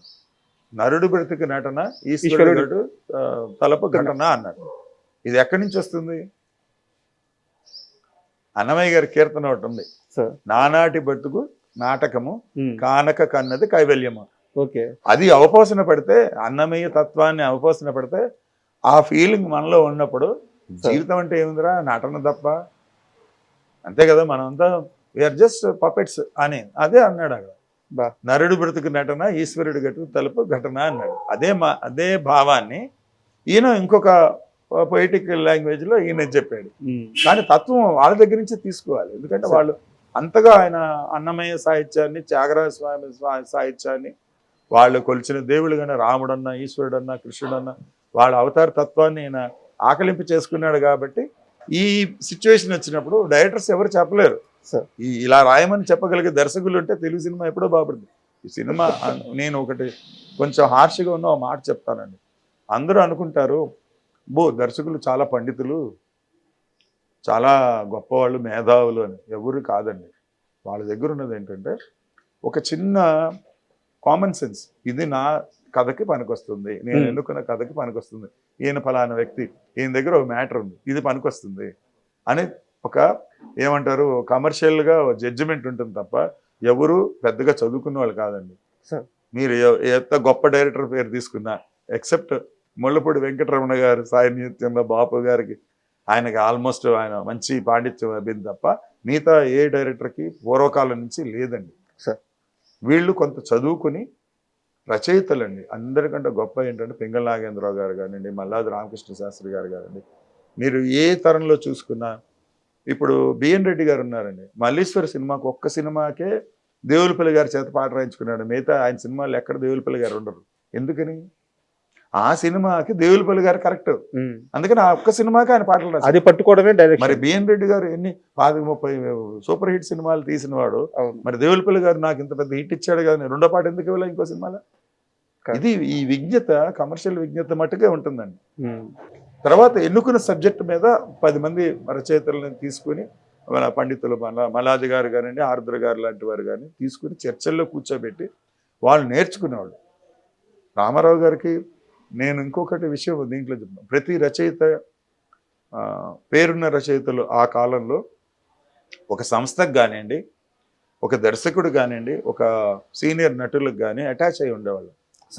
అది ఎందాక సాగిందంటే కృష్ణ గారి దాకా సాగిందండి. వాళ్ళ ఆస్థానంలో 2-3 రచయితలు ఉంటారు. వాళ్ళు చెప్పిన మాట వీళ్ళు వింటారు. తప్పొప్పులు వాళ్ళతోనే చర్చిస్తారు. వీళ్ళకి ఏదైనా ఒక ఆవేశపూరితంగా ఒక సన్నివేశం వచ్చిందండి, తప్ప రేటా వాళ్ళతో డిస్కస్ చేస్తారు. ఇది జరిగిన నాళ్ళు మంచి సినిమాలు వచ్చినాయి. అంటే క్లాసిక్స్ మనం వాళ్ళ కూడా మనం 10 మంది పాడుకుంటున్నారు, సినిమాలు చూస్తున్నారు, చెబుతున్నారు, గొప్ప దర్శకులు అనుకుంటున్న వాళ్ళందరి సినిమాల్లోనూ ఈ రచయితలు ఉన్నారండి. అలాగే ఈ అన్నమయ్య సినిమాకి కూడా 2 రచయితలు ఉన్నారు ఆయన తీయటానికి కారణం. ఒకటి ప్రథమ కారణం, అన్నమయ్య సినిమాని 2-3 తీయాలనుకున్నారు. ఆత్రేయ గారు తీయాలని స్క్రిప్ట్ వేసుకున్నాడు, జంధ్యాల గారు తీయాలని, పాటలు కూడా 24 పాటలు రికార్డ్ చేశాడు ఆయన ఒక కాలంలో. కానీ కుదరలేదు. మరి ఆయనకి రాసింది అది ఎలా వచ్చిందంటే, 1 సంవత్సరం పాటు పాపం రాఘవేంద్రరావు గారికి కోరి అన్నమయ్య సినిమా తీస్తే మీరు ఫర్ ఎవర్ నిలబడతారని చెప్పినటువంటి జొన్నవిత్తుల రామలింగేశ్వరరావు గారు ఆయన ప్రధాన ప్రేరకుడు. అది అయిన తర్వాత ఆయన తీసుకెళ్ళి మన జేకే భారవి గారిని పరిచయం చేసి ఆయన దగ్గర స్క్రిప్ట్ ఉంది అని చెప్పి అట్లా ఆ కలయిక జరిగిందండి. ప్రతి గొప్ప సినిమా వెనకాల ఒక ప్రధానంగా ఒక రచయిత ఉంటాడండి. అంటే మీరు అవార్డ్స్ పరంగా కానివ్వండి, గొప్ప సినిమా అంటే డబ్బులు వచ్చింది కాదండి, పేరు వచ్చింది. మీ మదర్ లాగా మీ పెద్దవాళ్ళు కానీ ఇంకోళ్ళ ఇంట్లో పెద్దవాళ్ళు కానీ మెచ్చుకున్న సినిమా ఏదైనా ఉందంటే దాని వెనకాల ప్రథమ కారణం ఒక రచయిత ఉంటాడు. సో ఇది నేను మీరు ఇచ్చినటువంటి అవకాశం ద్వారా చెప్పాలనుకున్నది. మీరు క్యాలిక్యులేట్ చేసుకుంటే ఎవరైనా ఈ కార్యక్రమం చూసేవాళ్ళు రామారావు గారి వెనకాల మన కొండవీటి వెంకట కవులు ఉన్నారు. అవును. కృష్ణ గారి వెనకాల మహారథి గారు ఉన్నారు. మహారథి గారు. దాసనారాయణరావు గారి దగ్గర పాలగొమి పద్మరాజు గారు ఉన్నారు. నేషనల్ అవార్డు సాహిత్య పీఠాన్ని తెచ్చుకున్నటువంటి మహానుభావుడు. అలాగే విశ్వనాథ్ గారి దగ్గర సముద్రాల జూనియర్ గారు, గొల్లపూడి మారుతీరావు గారు లాంటి, నారాయణ రెడ్డి గారు లాంటి పండితులు ఉన్నారు. బాపు గారి దగ్గర ముల్లపూడి వెంకటరమణ గారు, ఆరుద్ర గారు. ఆయన ఆస్థాన విద్వాంసుడు బాపు గారికి. ఆయన వదిలిపెట్టే పాట ఎవరు. కానీ మా ఫాదర్ వచ్చిన తర్వాత ఎంత నమ్మకం చూడండి. సాన్నిహిత్య బలం అంటారు. ఒక రచనా బలాన్ని జడ్జి చేయటం అంటే, మీరు భక్త కనప సినిమా మీరు ఏదో టైంలో చూసి ఉండొచ్చు, లేదా పాటలన్నా చూసి ఉండొచ్చు. మరి దాంట్లో భక్తి తత్పరత, ఆ మెయిన్ క్యారెక్టర్ సంబంధించిన పాటలన్నీ మా ఫాదర్కి ఇచ్చారు. 5 పాటలు 5 పద్యాలు. మిగతా వాళ్ళందరూ డ్యూయట్లు. మరి ఆయన నమ్ముకున్న ఆస్థాన విద్వాంసుడు ఆరుద్ర గారికి డ్యూయట్లే, నారాయణ రెడ్డి గారికి డ్యూయట్లే. మా ఫాదర్ ఒక్కడే ఆ సినిమా కథకి సంబంధించిన పాటలు రాసింది. మరి ఫస్ట్ సినిమా అది. వాళ్ళిద్దరు కాంబినేషన్. అంటే పత్రికా రంగంలో వాళ్ళిద్దరు పనిచేసినప్పుడు వాళ్ళు ఎటువంటి చర్చల్లో పాల్గొన్నారు, ఎటువంటి భావజాలాన్ని పంచుకున్నారు అనేది ఉంటుందండి. అంతే కదా. మీరు పనిచేసే చోట మీ సహచరులకి మీరెవరో తెలుస్తుంది.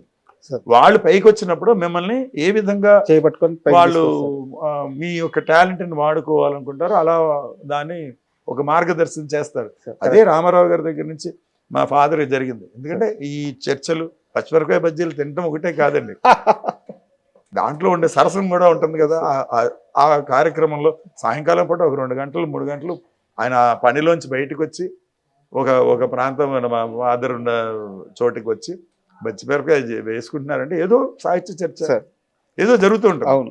ఏదైనా ఒక సినిమాకి పాట రాస్తే ఆ పాట ఆ పాత్రదారుల భావాలను ప్రతిబింబిస్తుంది, లేదా కమర్షియల్గా ఒక 4 రూపాయలు డబ్బులు తీసుకొస్తుంది. ఒక జాతి మొత్తాన్ని ప్రభావితం చేసే పాట కొన్ని 10 సంవత్సరాల తర్వాత కూడా ఒక జాతి మొత్తం, ఒక రాష్ట్రం మొత్తం ఆ పాటను గుండెల్లో పెట్టుకొని చూసుకునే పాట చిరంజీవి గారి సినిమాకి చూడాలని ఉంది సినిమాలో రాశారు నాన్నగారు. యమహా నగరి కలకత్తాపురి. ఈరోజు బెంగాల్లో ఆ పాట తెలియని బెంగాలీ ఉండడు.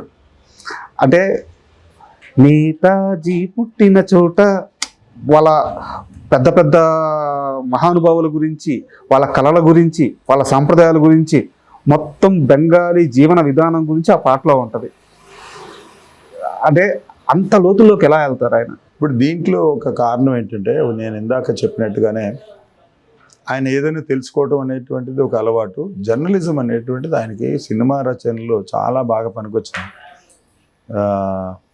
ఒక రకంగా కొంతమంది జర్నలిస్టులు సినిమా పాటలు రాయడానికి కూడా అది కారణమైందేమో. కానీ ఆయన ఈ జర్నలిజంలో మీకు అనేక రకాల పుస్తకాలు, పరిచయాలు, ప్రాంతాలు వెళ్ళటము, తెలుసుకోవటము విస్తృతంగా ఉంటుందండి. అందులో ఆయన 4-5 పత్రికల్లో పనిచేయటం. ఒక సెమినార్కి వెళ్తాం, జర్నలిస్టులు అందరూ ఏం మాట్లాడుకుంటాం, బాయ్ సాబ్ ఆప్ కహా సే హై అంటాం. హిందీ వాడు, బెంగాలీ వాడు ఏదో మాట్లాడతాం, ఉర్దూ వాడు వస్తాడు, ఇంగ్లీష్ వాడు వస్తాడు. ఫస్ట్ వాళ్ళు మ్యాగజైన్స్ వాళ్ళ ఇన్పుట్స్ ఇస్తారు కదా, అవన్నీ దాచుకుంటాంగా. అవును కదండి. అట్లాగే 1962లో ఈయన ఆంధ్రప్రదేశ్ జర్నలిస్ట్ అసోసియేషన్కి సెక్రటరీగా చేశాడు మా నాన్నగారు. అప్పుడు ఎంత ఆయన వయసు 26 ఎంతో ఉంటుంది. ఆ వయసులో ఆయన సెక్రటరీ. అప్పుడు ఒక 15 రోజుల పాటు ఒక సభలు జరిగినాయండి కలకట్టాలో. ఆల్ ఇండియా జర్నలిస్టుల అసోసియేషన్ తరఫున అందరూ పాల్గొనడం జరిగింది. సెక్రటరీసే వెళ్తారు, అంటే ఒక్కొక్క స్టేట్ నుంచి ఒక్కొక్క సెక్రటరీ వెళ్తారు. అలా వెళ్ళాడు. వెళ్ళినప్పుడు ప్రధానంగా మరి ఊరికి వెళ్ళిన తర్వాత అక్కడ ఏం తింటాం, ఏముంటాయి, దాంట్లో చాలా విశేషాలు ఉంటాయి. కొంటిత మీరు ఏమన్నా కొరతనం కొంటిత చేష్టలు కూడా ఉంటాయి. రాత్రంతా రజనీగంధ కుర్రాలకు సంబంధించింది. అలాగే గంగూలీ సందులో ఇంకో పాటలో కూడా రాసే సినిమాలో ఇవన్నీ ఏమేంటంటే ఒక వర్గానికి సంబంధించింది. క్లాసు సంగీత పరంగా ఎస్డి బర్మన్ కేధార అని అలాగా. అలాగే సాహిత్య పరంగా రవీంద్రనాథ్ ఠాగూర్, జాతీయ పరంగా సరోజినీ దేవి, నేతాజీ, వీళ్ళ. సో ఇన్నిటినీ పూచిన చోట ఇవన్నీ కూడా ఇవన్నీ ఎలా ఉంటాయంటే ఒక జర్నలిస్టిక్ దీంట్లోంచి ఎక్వైర్ చేసిన నాలెడ్జ్ని కవితాత్మతో బయట పెట్టడం అండ్ చిరంజీవి గారితో ఆయన అసోసియేషన్ ఎలా ఉంది సార్? మంచిదండి. చాలా ఆయనకి చాలా ఇష్టడు చిరంజీవి అంటే. ఎందుకంటే డైనమిక్ పర్సన్, తన పాటలకి పరిపూర్ణంగా న్యాయం చేశాడు. అంటే కమర్షియల్ సాంగ్సే కదా ఎక్కువ ఉండేది. సో అంత ప్రాచుర్యం రావడానికి ప్రధాన కారకుడు చిరంజీవి అని ఆయన చెప్పుకున్నాడు. అలాగే చిరంజీవి గారు తను రాసినప్పుడు మా పుస్తకంలో, నాన్నగారి పుస్తకంలో రాసేప్పుడు నన్ను స్థిరంజీవి అని ఆశీర్వదించారు మొదట్లోనే వేటూరి గారు అని చెప్పి తను చాలా గర్వంగా చెప్పుకున్నాడు. స్థిరంజీవి అంటే వెరీ బిగినింగ్ లో. అప్పుడు ఇంకా అదేదో అభిలాష ఇలాంటి సినిమాల్లో వచ్చినప్పుడే ఆయన నాన్నగారు వేటూరి గారు అప్పుడే పట్టేశారు. అంటే ఆయన రావటం ఒక అంటే ఒక ఏజ్ గ్యాప్ ఉంది హీరోల మధ్య. ఏజ్ గ్యాప్ అని యంగ్ హీరో వచ్చేప్పుడు జనంలో ఒక ఉరుత ఊగించినట్టు. ఇప్పుడు ఎలాగైతే మీరు మన జూనియర్ ఎన్టీఆర్, లేకపోతే రామ్ చరణ్, తర్వాత మన బన్నీ, వీళ్ళంతా ఎలా ఉద్రేకం వచ్చిందో ఆ రోజుల్లో ఆయన వస్తే అలా ఉద్రేకం వచ్చింది జనానికి. పైగా ఆయన ఒక్కడే అయిపోయాడు. అంటే ఇష్టం వచ్చిన డ్యాన్స్ చేయటం, ఫైట్స్ చేయటం, జనంలో ఒక ఐడలైజేషన్ స్టార్ట్ అయింది ఒక కొత్త తరానికి. రామారావు గారు ఎలాగైతే గుండమ్మ కథలో నిక్కరేసుకొని పాటలు పాడి ఎలాగైతే ఐడలైజ్ అయ్యాడో ఆయన అలా అయిపోయాడు. ఇప్పుడు మనం ప్రస్తావించుకున్న పాటకే ఈ యమహా నగరి పాట మొత్తం లిరిక్స్ అన్ని విన్నాక, పాట అంతా విన్నాక చిరంజీవి గారు అప్పటికప్పుడు నాన్నగారికి ఏదో బహుమతి ఇచ్చారని చెప్తారు, నిజమేనా? అప్పటికి అంటే ఆయన వెళ్ళేటప్పటికి లేట్ అయింది. కాకపోతే రికార్డ్ అయిన వెంటనే దత్ గారు, తర్వాత అశ్విని దత్ గారు, తర్వాత మణిశర్మ, వీళ్ళు ఏంటంటే ఒక గజమాల, అంటే పూర్వం ఇప్పుడు లేదు మాలలు వేయటం, రోజెస్తో ఒక పెద్ద మాల, తిక్కు మాలను తయారు చేయించి తీసుకొచ్చి ఆయనకి వేసి స్వీట్స్ పంచుకొని నమస్కారాలు చేశారు ఆ రోజున థియేటర్లో. ఎర్లీ మార్నింగ్ ఒక 6-7కి అయింది రికార్డింగ్, రాత్రి మొదలెడితే. అది పాడి పాపం దాంట్లో ఒక చిన్న విషయం ఏంటంటే ఉదిత్ నారాయణ అనుకుంటా పాడింది. ఆయన భార్య బెంగాలీ అట. ఓకే. ఆ రోజు ఆ మర్నాడు ఉదయం ఆవిడ పుట్టినరోజు. తను ఫ్లైట్ ఎక్కబోతూ, గురువుగారు ఇంత గొప్ప పాట పాడాను బెంగాలీ వాళ్ళ మీద, మా ఆవిడకి ఇదే కానుక అని చెప్పి ఆ క్యాసెట్ తీసుకుని వెళ్ళాడు. అట్లా అదొక చిన్న అంటే అవి అనుకోకుండా వచ్చిన, అంటే ముందు రోజు మొదలెట్టిన సింగింగ్ మర్నాడు అయింది.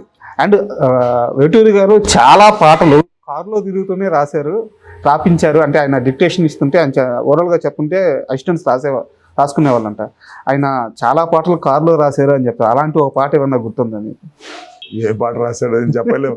ఎందుకంటే ఎక్కువ ఆయన 75% చెట్టు కింద కూర్చొని రాసేవాడండి. హోటల్ రూమ్స్లో వాటిల్లో రాయటం అనేది చాలా తక్కువ, ఉండదు. అనేక రకాల కథలు ఉంటాయి. 5 హోటల్స్లో రూములు ఉండేవి. అవును, అది అవి యాక్చువల్గా 5 హోటల్స్ లేవు మెడ్రాస్లోనే లేవు. 5 స్టార్ హోటల్స్ 2-3 ఉండేవి. ఆయన ఏం చేసేవాడంటే, వీళ్ళు ఒకటే పీడించి తింటున్నారు, ఆయనకు రాసే మూడు ఉండేది కాదు, రాయలేక కాదు, ఎందుకు నాకు రోజు ఇదే చాకరీ కదా అని ఒక అసిస్టెంట్ని తీసుకెళ్ళి ఒక రూమ్లో పడేసేవాడు. ఇప్పుడే వస్తాను నాన్న, నేను ఇక్కడే ఉన్నానని చెప్పి ఎవడు ఫోన్ చేసినా అని చెప్పి ఇక్కడ పెట్టేవాడు. ల్యాండ్ లైన్కి కానీ ఎవరిని వస్తే అక్కడ వస్తారులే అని ఇంకో 2 చేరుకునేవాళ్ళు. ఇంకో హోటల్లో ఇంకో రూమ్ తీసి అక్కడ 2 పడేసి ఆయన హాయిగా ఏ బీచ్లోనో పచ్చిమిరపకాయ బజ్జీలు తింటూ కాలక్షేపం చేసేవాడు వేరే ఫ్రెండ్స్తోనో. ఓకే. అట్లాగా అవాయిడ్ చేయడం కోసం తీసిన రూమ్స్ అవి. ఆయన ఉండేది, ఆయన చెప్తున్నానండి, ఆయన చాలా సింపుల్ లైఫ్. ఒకవేళ హోటల్లో వండాల్సి వస్తే ఆయన నేల మీద పడుకుంటాడు, బెడ్ మీద ఎప్పుడు పడుకోడు. ఇంట్లో కూడా అంతే. అవునా? నేల మీద ఒక పట్టా వేసుకుని, తిక్కు పట్టా, చెయ్యి తల కింద చెయ్యి దిండు కూడా పెట్టుకోవడానికి తల కింద చెయ్యి పెట్టుకుని పడుకుంటాడు. ఏసీ పడదు. అలాంటి వాడు 5 స్టార్ హోటల్లో ఏసీ రూమ్ తీసుకుని ఆయన ఉండడు. మరి అందరూ బయట 4 రూముల్లో ఉండేవారు, 5 రూముల్లో తీసేవాడు. కాబట్టి వీళ్ళని ఏమార్చడం కోసం తీయటం. ఎందుకంటే ఇప్పుడు దొరకలేదు అన్న తర్వాత ఇంటికి వస్తారు, ఇక్కడున్నాడు అక్కడున్నాడు అంటే ఆ రోజు అయిపోతుంది కదా. ఈ హోటల్లో ఫలానా రూమ్ లో ఉన్నాడు, ఆ హోటల్లో ఫలానా రూమ్ లో ఉన్నాడు, అన్ని వాటికి ఆయనే పే చేసుకున్నాడు. ఈ వీళ్ళని ఏమార్చడం కోసం అసిస్టెంట్ డైరెక్టర్లు పెట్టి, అలాగా నాయన నీకు సాయంకాలం లోపల పాటిస్తాను రా, నువ్వు ఇక్కడ కూర్చో ఎంజాయ్ చేయి, వాడు హాయిగా ఏదో వాడికి కావాల్సింది ఏదో తెప్పించుకుని, అంటే ఎక్సెప్ట్ మందు ఏదో చేసేవాళ్ళు. అట్లా ఎంజాయ్ చేసుకుంటూ ఉన్నారే తప్ప ఈయన వాళ్ళని అవాయిడ్ చేయడం కోసం చేసిన ఇదే తప్ప ఆయన ఎంజాయ్మెంట్కి ఎప్పుడో 5 స్టార్ హోటల్లో రూములు తీసుకుని, ఎందుకంటే ఇంట్లోనే లేదు ఆయన మంచం. సార్ ఆయన హార్డ్ నేల మీద పడుకుంటేనే ఆయన నిద్రపడుతుంది. అండ్ నేను విన్నదాని ప్రకారం ఆయన మంచి భోజన ప్రియుడు అంట. అది కరెక్ట్. మీరే మీ ఊళ్ళో పలాంటి మీ ఊళ్ళో కాజా కాదు ఇంకోటి ఏదో ఉంది అంటే మేము వచ్చేస్తాడు మీ వెనకాల, అదేంటో చూడాలని, ఎలా చేస్తారో దాని టేస్ట్ ఏంటో, అంత ఒక భోజన ప్రియత్వం ఉంది ఎక్కడ ఏదన్నా. అది చాలా వరకు న్యాయంగా అందరూ ఏదో చెప్పుకుంటున్నారు కాబట్టి అంతవరకు ఆయన. వేటూరు గారికి ఇష్టమైన ఆహారం అంటే ఏంటి సార్? ఆయనగా వంకాయ కూర, గోంగూర పచ్చడి, ఆవకాయ చాలా ఇష్టం, అంటే బాగా ఇష్టమైనది. మొత్తం తెలుగువారి రుచులు. వంకాయ అంటే చాలా ఇష్టం. ఎన్ని రకాలుగా అంటే ఆయిల్ లేకుండా ఎన్ని రకాలుగా చేసినా ఎంజాయ్ చేస్తాడు. గోంగూర పచ్చడి అది, తర్వాత కంది పచ్చడి అంటే చాలా ఇష్టం. మా మామగారు చాలా బాగా చేసేది, అది చాలా ఇష్టపడి తినేవాడు. అండ్ స్వీట్స్ ఎక్కువ ఉండేది కాదు, జస్ట్ చిన్న బైట్స్ తప్ప ఫుల్ స్వీట్ తింటూ ఉండదు. వేటూరు గారి ప్రస్థానం మొత్తం చూసుకుంటే ఆయనకి సినిమా తప్పించి వేరే వ్యాపకం లేదు, ఎక్కడా డీవేట్ అవ్వలేదు, రాజకీయాలతో ఎప్పుడు సంబంధం లేదు. కాకపోతే వైఎస్ రాజశేఖర రెడ్డి గారు అంటే ఈయనకి చాలా ఇష్టం అంట. ఆ అసోసియేషన్ గురించి కాస్త చెప్తారు. అదే చెప్పానండి, మా ఆంధ్ర జనత అనేటువంటి పత్రిక కాంగ్రెస్ పార్టీ నడిపినటువంటి ఒక పత్రిక అండి. వాళ్ళదే ఇంకొక పత్రిక కూడా మన ఇంటర్వ్యూలోనే భరద్వాజ గారు చెప్పారు, శ్రీమాత అనేది. అట్లాగా ఆ పత్రికల్లో ఆయన ఎడిటర్గా పనిచేయటం వల్ల కాంగ్రెస్ నాయకులందరూ అంటే వీళ్ళకి 3 తరాల ముందు వాళ్ళ నుంచి పరిచయాలు, బ్రహ్మానంద రెడ్డి గారి దగ్గర నుంచి అట్లాగా పరిచయాలని ఆ పొలిటికల్ పీపుల్ని అలా అంతకుముందు నేను చెప్పినట్టు మన ముత్యాల రాజా గారు నేషనల్ లీడర్స్ని పరిచయం చెప్పి ద్వారా లోకల్ లీడర్స్ పరిచయం, ఈ తరాలన్నింటినీ అలా వెళ్తున్నప్పుడు ఈయన పరిచయం అయ్యాడు. నేను స్వయంగా వాళ్ళ ఇంట్లో నేను 2-3 సార్లు కాఫీ తాగాను, రాజశేఖర రెడ్డి గారి ఇంట్లోనే. మన బంజారా హిల్స్ రోడ్ నెంబర్ 2లో ఉండేది. మా నాన్నగారు ఏదో పని మీద పంపిస్తే ఆయన పాపం ఉదయం ఆ పోర్టుగల్లో కూర్చుని పేపర్ తిరిగేసేవాడు, మొత్తం పేపర్ అంతా చదివి అన్ని పేపర్లు అప్పుడు లోపలికి వెళ్ళేవాడు. పొద్దున పూట వెళ్తే ఆయన కాఫీ ఇచ్చేవాడు, తాగితే నాన్నగారు చెప్పిన మాట. అలాగా ఆయన వచ్చినప్పటి నుంచి దాదాపు ఒక యువ నాయకుడిగా ఉన్నప్పటి నుంచి పరిచయం ఉంది. అది మెల్లిగా అప్పుడప్పుడు మాట్లాడుకోవటం, సరళమైనటువంటి మాటలు, అంటే రాజకీయంలో అనేక రకాలు వస్తాయి, ఈయన శైలి ఆయనకి నచ్చింది, అట్లాగా ఇద్దరికి స్నేహం కుదిరింది. ఆఖరికి ఎట్లా అంటే నాన్నగారిని ఆయన పేరు పెట్టి పిలిచేవాడు కాదు, శంకరాభరణం గారు అని పిలిచేవాడు, అంత ఇష్టపడేవాడు రాజశేఖర రెడ్డి గారు. ఆయన మీద ఒక డాక్యుమెంటరీ కూడా తీశాడు మా ఫాదర్. ఆయన పోతే అసలు ఆయన చాలా బాధపడ్డాడు, అసలు మేము కూడా ఓదార్చలేకపోయాం అనమాట, అంత బాధపడ్డాడు. ఆయనకి నివాళిగా ఒక డాక్యుమెంటరీ కూడా తీసి ఒక ఆడియో క్యాసెట్ చేయటం జరిగింది. ఈ సందర్భంలో నేను చెప్పదలుచుకుంది ఏంటంటే రాజశేఖర రెడ్డి గారికి పెద్దగా సినిమా ఫంక్షన్స్కి రావటం కానీ ఇలా చేయటం ఇష్టం ఉండేది కాదు. ఆయన ఏదో ఆయన పద్ధతిలో ఆయన ఉండేవాడు. కానీ మా నాన్నగారికి సన్మానం చేసిన 2 సభల్లో ఆయన ముఖ్య అతిథిగా వచ్చి 2 సార్లు బంగారు కంకణం తొడిగాడండి. అంత ఇష్టం మా ఫాదర్ అంటే, చాలా సౌమ్యుడు. సెక్రటేరియట్కి మా ఫాదర్ ఎప్పుడన్నా పలకరించడానికి ఫ్రెండ్స్ ఉన్నారు ఎమ్మెల్యేలు వాళ్ళు అని ఊరికే సరదాగా కలుద్దామని హైదరాబాద్ వచ్చినప్పుడు వెళ్తే శంకరాభరణం గారు అని ఎదురొచ్చి ఆయన తీసుకెళ్లి కూర్చోబెట్టి తర్వాత ఆయన కూర్చునేవాడు. సీఎంగా ఉన్నప్పుడు కూడా అంత మర్యాద ఇచ్చేవాడు. దీంట్లో నేను చెప్పదలుచుకున్న ఒక ముఖ్య విషయం ఏంటంటే ఆయన కాలం చేసిన రోజు మధ్యాహ్నం ఫోన్ వచ్చిందండి, ఒక 1 గంట ప్రాంతంలో ఫోన్ చేసి, ఇలాగా మీ పర్మిషన్ కావాలి గురుగారు, మీ పాట మేము వాడుకుంటున్నాము, మీకు ఒకసారి చెప్పి మీ అనుమతి తీసుకుందామని అనుకుంటున్నామండి. ఏమిటి ఆ పాట? రాజువయ్య మహారాజువయ్య అని ఒకటిని చుక్కలోకి ఎక్కినాడు చంద్రుడు పాటలు వేసుకుంటున్నామండి అని. ఆ రోజు మొత్తం ఆ పాట. అవును అంటే మీరు అడగక్కర్లేదు, నా వాడు రాజశేఖర రెడ్డి, మీరు వేసుకోండి అని చెప్పాడు. అంత ఇది అనమాట, అంటే అంత మంచి మనిషి ఆయన. కానీ వీరిద్దరు స్నేహం బయట ప్రపంచానికి పెద్దగా తెలుసు. అంటే స్నేహం అంటే కలిసి తిరిగేంత స్నేహం కాదు, మర్యాద. ఆయన మనస్తత్వం ఈయనకి నచ్చింది. ఈయన మామూలుగా ఉండటం, ఏదో కవి అని అది ఇంకోటో సినిమా కవి అని ఇంత పేరున్నవాడని ఒక భేషజం లేకుండా కలిసిమెలిసి సరదాగా మాట్లాడటం ఆయనకి నచ్చింది. ఆ ఇద్దరి మధ్య ఒక ఆత్మీయత తప్ప స్నేహం కలిసి తిరిగారని ఎక్కడ లేదు. ఇప్పుడే ఎదురుపడ్డప్పుడు సౌమ్యంగా మాట్లాడుకోవటం, పలకరించుకోవటం అంతవరకే. నా దగ్గర చివరి 2 ప్రశ్నలు ఉన్నాయి సార్. ఒకటి కొంటె ప్రశ్న ఉంది, నాన్నగారికి సంబంధించింది. ఇంకోటి ఒక సీరియస్ క్వశ్చనే ఉంది. ఈ 2 ప్రశ్నలతో మనం ఇంటర్వ్యూ ముగిద్దాం. ఫస్ట్ కొంటె ప్రశ్న వచ్చేసి, మీరు ఎందాక అన్నారు ఆయన అందరితో తిరిగేవారు, వారి యవ్వనం గురించి అవన్నీ వినేవారు, యవ్వనంలో ఉన్నప్పుడు ఎలా ఆలోచించాలి అవి అవగాహన చేసుకునేవారు అని చెప్పి అన్నారు అనమాట. అయితే ఆయన చాలా వయసు అయిపోయిన తర్వాత, అంటే పాటలు రాసే ఆఖరి స్థితిలో కూడా ఆయన రాసిన పాటలు వయస్సునామి మన కంట్రీ సినిమాలో చాలా ముందే వచ్చింది. అది 2005-06 వయస్సునామీ అనేది. ఇది 10 కదా సార్, 2010. సో వయస్సునామి కానీ, అలాగే సూర్య అంటే అమలాపురం కానీ, అరే అరే అరే నన్నే చేర వచ్చే చెంచల అని చెప్పి ఒక సినిమా ఉంటుంది అనమాట. సో ఒక పాట ఉంటుంది. ఇలాగా అంత వయసులో కూడా ఆయన యువకుల ఆ పట్టును పట్టుకోగలిగారు, యువకుల నాడిని పట్టుకోగలిగారు. అదొక ఛాలెంజ్ అండి. ఇప్పుడు వయసు అనేది ఏముంటుంది దాంట్లో, ఆయన మాటే నేను చెప్తాను. I have cross that age. అంటే ఆ చిన్నప్పుడు కూడా అవి ఉన్నాయి, దొంగరాముడు కానీ ఇంకో పాట. ఆ ఏజ్లో మాకుండే మసాలా పాటలు మాకున్నాయి. ప్రతి ఏజ్లోనూ అది ఉంటుంది. నేను అవన్నీ దాటి వచ్చాను కాబట్టి ఆ మెమరీస్ ఉంటాయిగా మనిషి. ఇప్పుడు మీకు ఒక 30 ఏళ్ళు ఉంటాయి, కానీ మీరు చిన్నప్పుడు స్కూల్లో ఏం చేశారో మీకు గుర్తుంది కదా సార్. ఒక 5 నిమిషాలు అయితే మీరు మళ్ళీ చిన్నపిల్లాడు అయిపోతారు కదా. మీ స్నేహితులు వస్తే అవన్నీ చెప్పుకుంటారు కదా. ఆ చెప్పడమే మా పాట. అంటే ఆ ఊహలు, ఆ ఊహని మళ్ళీ రీలీవ్ చేయడమే ఈ పాటలు. అంటే తన చిన్నప్పుడు కానీ తను చేయలేని పనులు కానీ అవి చేసి చూపించడమే పాట కింద ఆయన పెట్టుకున్నాడు తప్ప, ఆ వయసులో రాయటం ఎవరైనా రాయొచ్చు. కాకపోతే ఆ స్థాయిలోకి వెళ్ళిపోవాలి, ఆ కాలగమనంలోకి వెళ్ళిపోవాలి. అండ్ ప్రతి రచయిత కూడా ఈ రోజులో రచయిత నా చిన్నప్పుడు వచ్చిందండి, అది ఏదో ఆర్ఎస్కోపోయి పారేసుకున్నాను, ఎరకపోయి వచ్చాను. ఇప్పుడు నేను మా ఫ్రెండ్స్తో మాట్లాడుకున్నప్పుడు నా వయసు వాళ్ళతో అలాంటి ముచ్చట్లే మాట్లాడుకుంటాం, అంతేగాని పెద్దవాళ్ళు అయిపోయాం కాళ్ళ నొప్పులు ఒళ్ళు నొప్పులు మాట్లాడుకోం కదా, సరదాగా ఉండేప్పుడు. సో ఇదే ఈ సరదా వాళ్ళు అడుగుతున్నారు, ఆ సరదాలోకి వెళ్ళిపోయి రాయటమే సార్. అండ్ ప్రతి రచయిత అలాగే వంగతోట మలుపు కాడ అని ఒక చాలా పెద్ద హిట్ సాంగ్ అభిలో, ఇట్లాంటివి అప్పుడప్పుడు రాశాడు, అడిగారు రాశారు. వేటూరి గారికి జాతీయ అవార్డు వచ్చింది మాతృదేవోభవ సంఘంలో, రాలిపోయే పువ్వా నీకు రాగాలి ఎందుకు. బట్ ఆయన ఆ అవార్డుని అతి అరుదుగా వచ్చే అవార్డు అది, దాన్ని కూడా ఆయన వెనక్కి ఇచ్చేశారంట.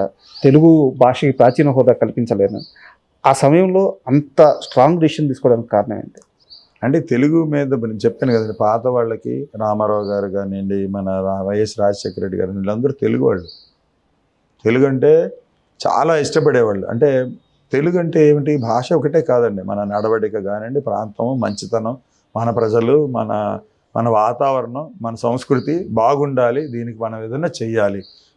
నేను పవర్లో ఉన్నాను, నేను ఉన్నతికి ఏదో ఒక ఆర్థికంగా పెట్టి ఒక ద డిపార్ట్మెంట్స్ క్రియేట్ చేసి చదువు చెప్పడంలోనూ అది తెలుగుదనం అండి, పరిపూర్ణంగా తెలుగుదనం. ఈ తెలుగుదనం కోరుకుంటున్న వాడికి తెలుగు భాషని ప్రాచీన భాషగా గుర్తించనని చెప్పినప్పుడు, మీకు ఇంకా 1000 ఏళ్ళు అవ్వలేదు, అన్నయ్య గారు ఎప్పుడో 11వ శతాబ్దం ఎప్పుడో పెట్టాడు, అది రాశాడు, ఇంకా 1000 ఏళ్ళు అవ్వలేదు, అయినప్పుడు ఇస్తాము అని చెప్పడం ఆయన బాధ కలిగించింది. అదే Telugu one of the Tamil, Kannada ఎలాగ ఎంత ప్రాచీనమో అది కూడా అంత ప్రాచీనం. మనం నిరూపించలేకపోవచ్చు, అన్ఫార్చునేట్లీ ఆధారాలు లేక, ఆ సమయానికి అందకో చేయొచ్చు. దీంట్లో 2 పార్శ్వాలు ఉన్నాయి. అది ఆయనకి చాలా బాధ కలిగించింది.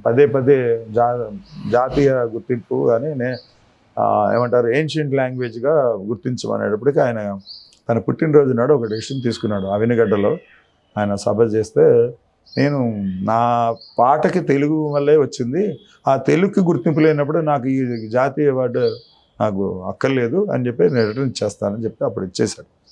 అది అట్లా జరిగింది. దీంట్లో ఇంకొక అదృష్టం ఏంటంటే, అంత వెరీ బిగినింగ్లో చెప్పినట్టు ప్రాచీన భాష హోదా వచ్చిందనే కారణం ప్రభాకర్ శాస్త్రి గారు తన రీసెర్చ్లో చేసినటువంటి ఒక అంశాన్ని పట్టుకుని మన గవర్నమెంట్ వాళ్ళు, తెలంగాణ గవర్నమెంట్ వాళ్ళు, అక్కడ రమణాచారి గారు అనుకుంటా, చాలా ప్రత్యేకంగా ఆయన బాగా తెలిసిన నాన్నగారికి ఈయన రచనల గురించి కూడా తెలిసి, ప్రభాకర్ శాస్త్రి గారు వచ్చింది, ఆయన అటువైపు దృష్టి సారించమంటే 9వ శతాబ్దంలో రాసినటువంటి పంపన అనేటువంటి తెలుగు కవి రాసిన ఫస్ట్ నా రచనే తెలుగు రచన అని చెప్పి ప్రూఫ్లు ఆయన పట్టుకొని ఆయన రీసెర్చ్ వల్ల అవి సబ్మిట్ చేశారు కోర్టులో. మెడ్రాస్ హైకోర్టులో కేసు పడింది దాని మీద. ఒక తమిళుడు గాంధీ అనేటువంటి గొప్ప పేరు పెట్టుకున్న ఆయన మన తెలుగు భాషకి ఇస్తానన్నా కూడా ఆయన కేసు వేసి ఆపాడు. అప్పుడు ఈ ప్రూఫ్లు తీసుకెళ్ళి 9వ శతాబ్దంలోనే పంపన అనేటువంటి కవి రాశాడండి, ఈ రకంగా జరిగింది అని చెప్పి ఆయన ఆ ప్రూఫ్లు తీసుకెళ్ళిస్తే అప్పుడు దానికి ఏన్షియంట్ లాంగ్వేజ్ కింద గుర్తింపు వచ్చింది. ఒక రకంగా ఆయన మొండితనం, జనంలో వచ్చినటువంటి ఒక చైతన్యం, దానికి అడ్డుపడిన వాళ్ళకి సమాధానం మళ్ళా వారి మా పెదనాన్న గారే ప్రభాకర్ శాస్త్రి గారి రీసెర్చ్ వల్లే రావడం అది ఇవన్నీ దైవ సంకల్పం అండి, మనం ఏం చేయలేం. ఎందుకంటే ఆయన ముందుగా అనుకోలేదు, అప్పటికప్పుడు ఆవేశంతో ఆయన తీసుకున్న డెసిషన్ అంతే కదా.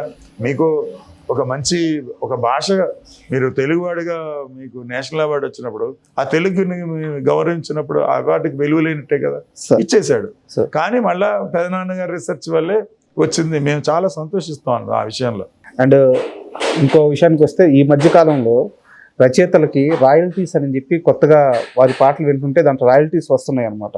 ఇది వారికి, వారి కుటుంబ సభ్యులకి, తరతరాలకి ఒక తరగని ఆస్తి అనుకోవచ్చు. అది ఎంత వస్తుందో ఏమొస్తుందో నాకు తెలియదు. దీంట్లో నేను చెప్పదలుచుకుంది ఏంటంటే, మా నాన్నగారిని ఒక ఆయన ఎంబి శ్రీనివాస గారిని ఒక మలయాళీ మ్యూజిక్ డైరెక్టర్ ఆయన చేర్పించారండి 1980లో ఐపీఆర్ఎస్లో మెంబర్గా. అప్పటి నుంచి ఆ విషయాలన్నీ తెలుసుకుని ఆయనతో మాట్లాడి దాదాపు తెలుగు ఇండస్ట్రీలో ఆ కాలంలో ఉన్న ప్రతి సంగీత దర్శకుడిని, రచయితని ఆయన చేర్పించాడండి మా ఫాదర్. మీరు చేరితే భవిష్యత్తులో మీకు, మీ కుటుంబానికి మంచి జరుగుతుందని ఐపీఆర్ఎస్లో చేర్పించాడు. ఆ రకంగా నిన్న మొన్నటి వరకు వచ్చిన మన కీరవాణి, మణిశర్మ, వీళ్ళందరూ కోటి, వీళ్ళందరూ కూడా నాన్నగారు చెప్పిన తర్వాత జాయిన్ అయ్యారు. అందరూ పరిపూర్ణంగా ఉండి దాన్ని నేను కొనసాగిస్తూ, అలాగే ఆయన కొంతమంది యువ రచయితలు ఆ కాలంలో వచ్చిన వాళ్ళు కొన్ని ఇబ్బందులు పడుతుంటే దర్శకుల వల్ల వాళ్ళ పాటలు మార్చి పాడించడమో, లేకపోతే నలుగురు చేత రాయించి ఒకళ్ళ పాట పెట్టుకోవటమో, లేకపోతే 2-4 మిక్స్ చేసి ఒక పాట తయారు చేయటమో జరిగేదండి. జరుగుతున్నప్పుడు మీరు ఇందాక ఉదాహరించినట్టు సీతారామ శాస్త్రి గారు, ఇతర మన వెన్నెలకంటి గారు, భువన్ చంద్ర గారు, మన జొన్నవిత్తల రామలింగేశ్వరరావు గారు, వీళ్ళందరూ కలిసి ఫాదర్ దగ్గరికి వచ్చారు. ఇలా జరుగుతుంది, మేము చాలా అన్యాయం అయిపోతున్నాం, మాకు డబ్బులు రావట్లేదు అంటే ఆయన ఫస్ట్ తెలుగు రచయితల సంఘాన్ని మెడ్రాస్లో ఏర్పరిచారండి. ఆరుద్ర గారు అధ్యక్షతన. మన బాలసుబ్రహ్మణ్యం గారు, ఆయన మన వాళ్ళంటే తెలుగు భాష అంటే చాలా మక్కువ. తన స్టూడియోలోనే రికార్డింగ్ థియేటర్లోనే ఒక రూమ్ ఇచ్చారు ఆఫీస్ కింద వాడటానికి. ఇది అక్కడ 95లో ఏర్పరచడం జరిగిందండి. తర్వాత ఇక్కడ మనకి షిఫ్ట్ అయ్యింది హైదరాబాద్లో.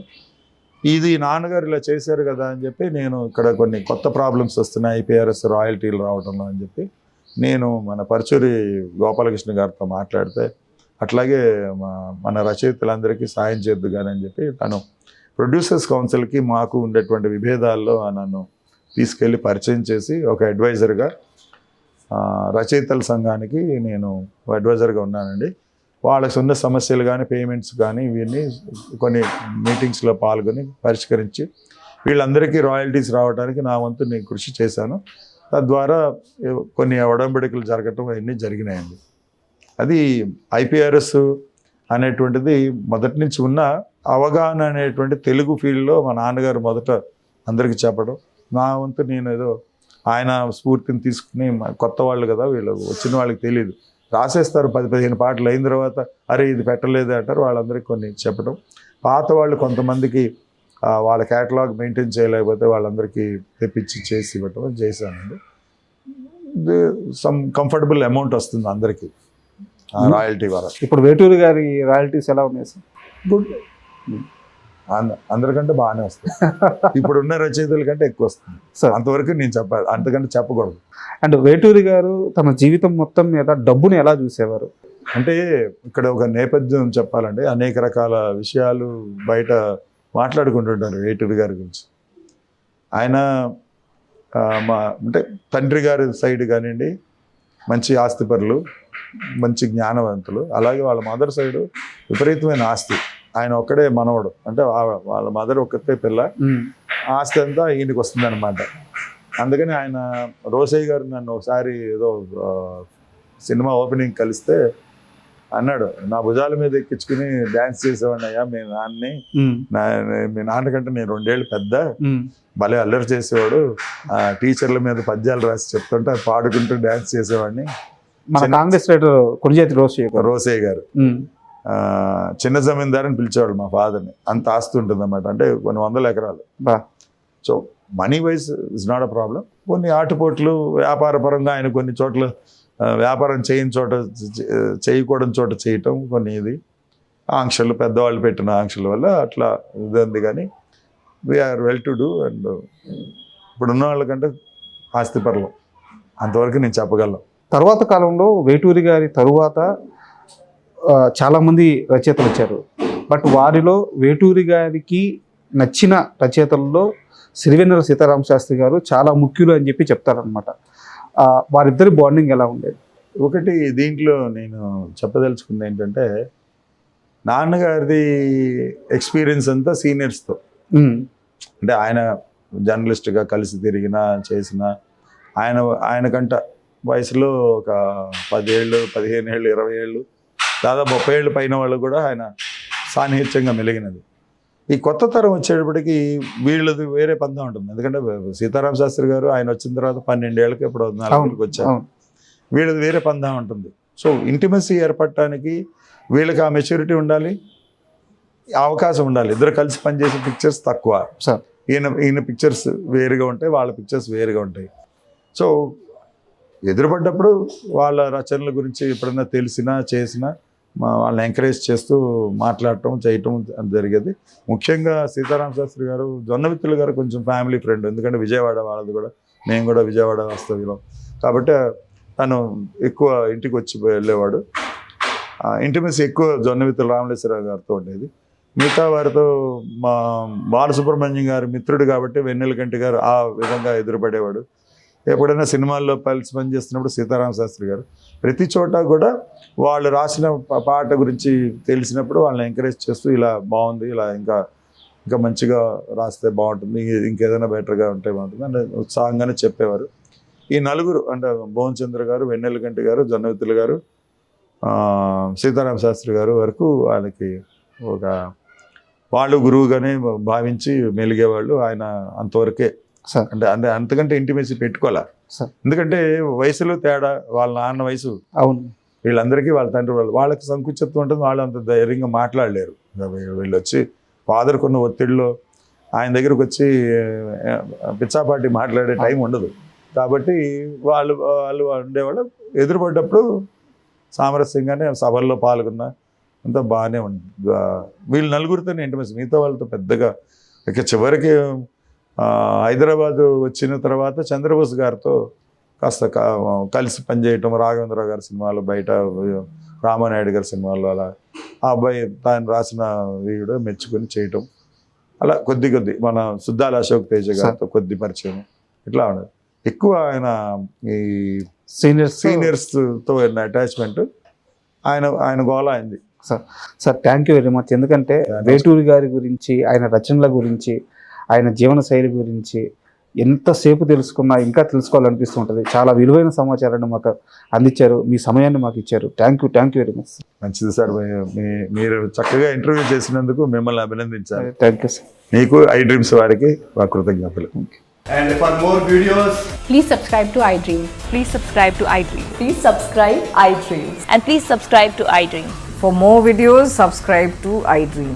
please like, share and subscribe to the channel. Congratulations, iDream. Subscribe to iDream. Subscribe to iDream. So subscribe to iDream Media. iDream ki iDream team andarki huge congratulations. Please subscribe iDream Media. Please subscribe to iDream. Subscribe iDream. Please subscribe to iDream. iDream అంటే నా కళల channel subscribe చేసుకున్న నోరు తిరుగుతలేదు, మీరైతే గంట గుర్తు కొట్టండి. For more such videos, please subscribe to iDream. Subscribe to iDream. Please subscribe to iDream. Please subscribe iDream Media. Please do subscribe to iDream. Please subscribe to iDream Media. For best entertainment and information, please subscribe iDream. And don't forget to subscribe to iDream.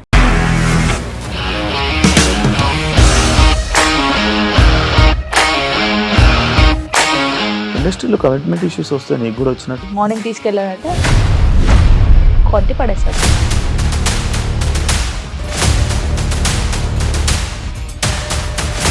ఒక్కళ్ళు కూడా చూడలేదు ఈ cinema అని చెప్పడానికి కూడా చాలా ధైర్యం కావాలి. అది నిజం కదా, దాంట్లో ధైర్యం ఏంటి? నెక్స్ట్ డే ప్లేట్ మార్చేస్తే తప్పు కదా. As of now we are comfortable this అని నేను అనుకుంటున్నాను. రష్మిక గారిది మీది ఒకే ఊరు అంట కదా. నీకు కోపం వచ్చిందంటే బాగా తిట్టేత్తరా? తిట్టేద్దామండి. నిజంగా గేమ్ ని ఎలా చేంజ్ చేయగలిగారు? ఏపీఎస్ఎఫ్సి వాళ్ళకి 6 నెలల్లో నేను 6 లక్షలు కట్టా. బిజినెస్ చేయాలనుకుంటే it is as difficult as riding a tiger.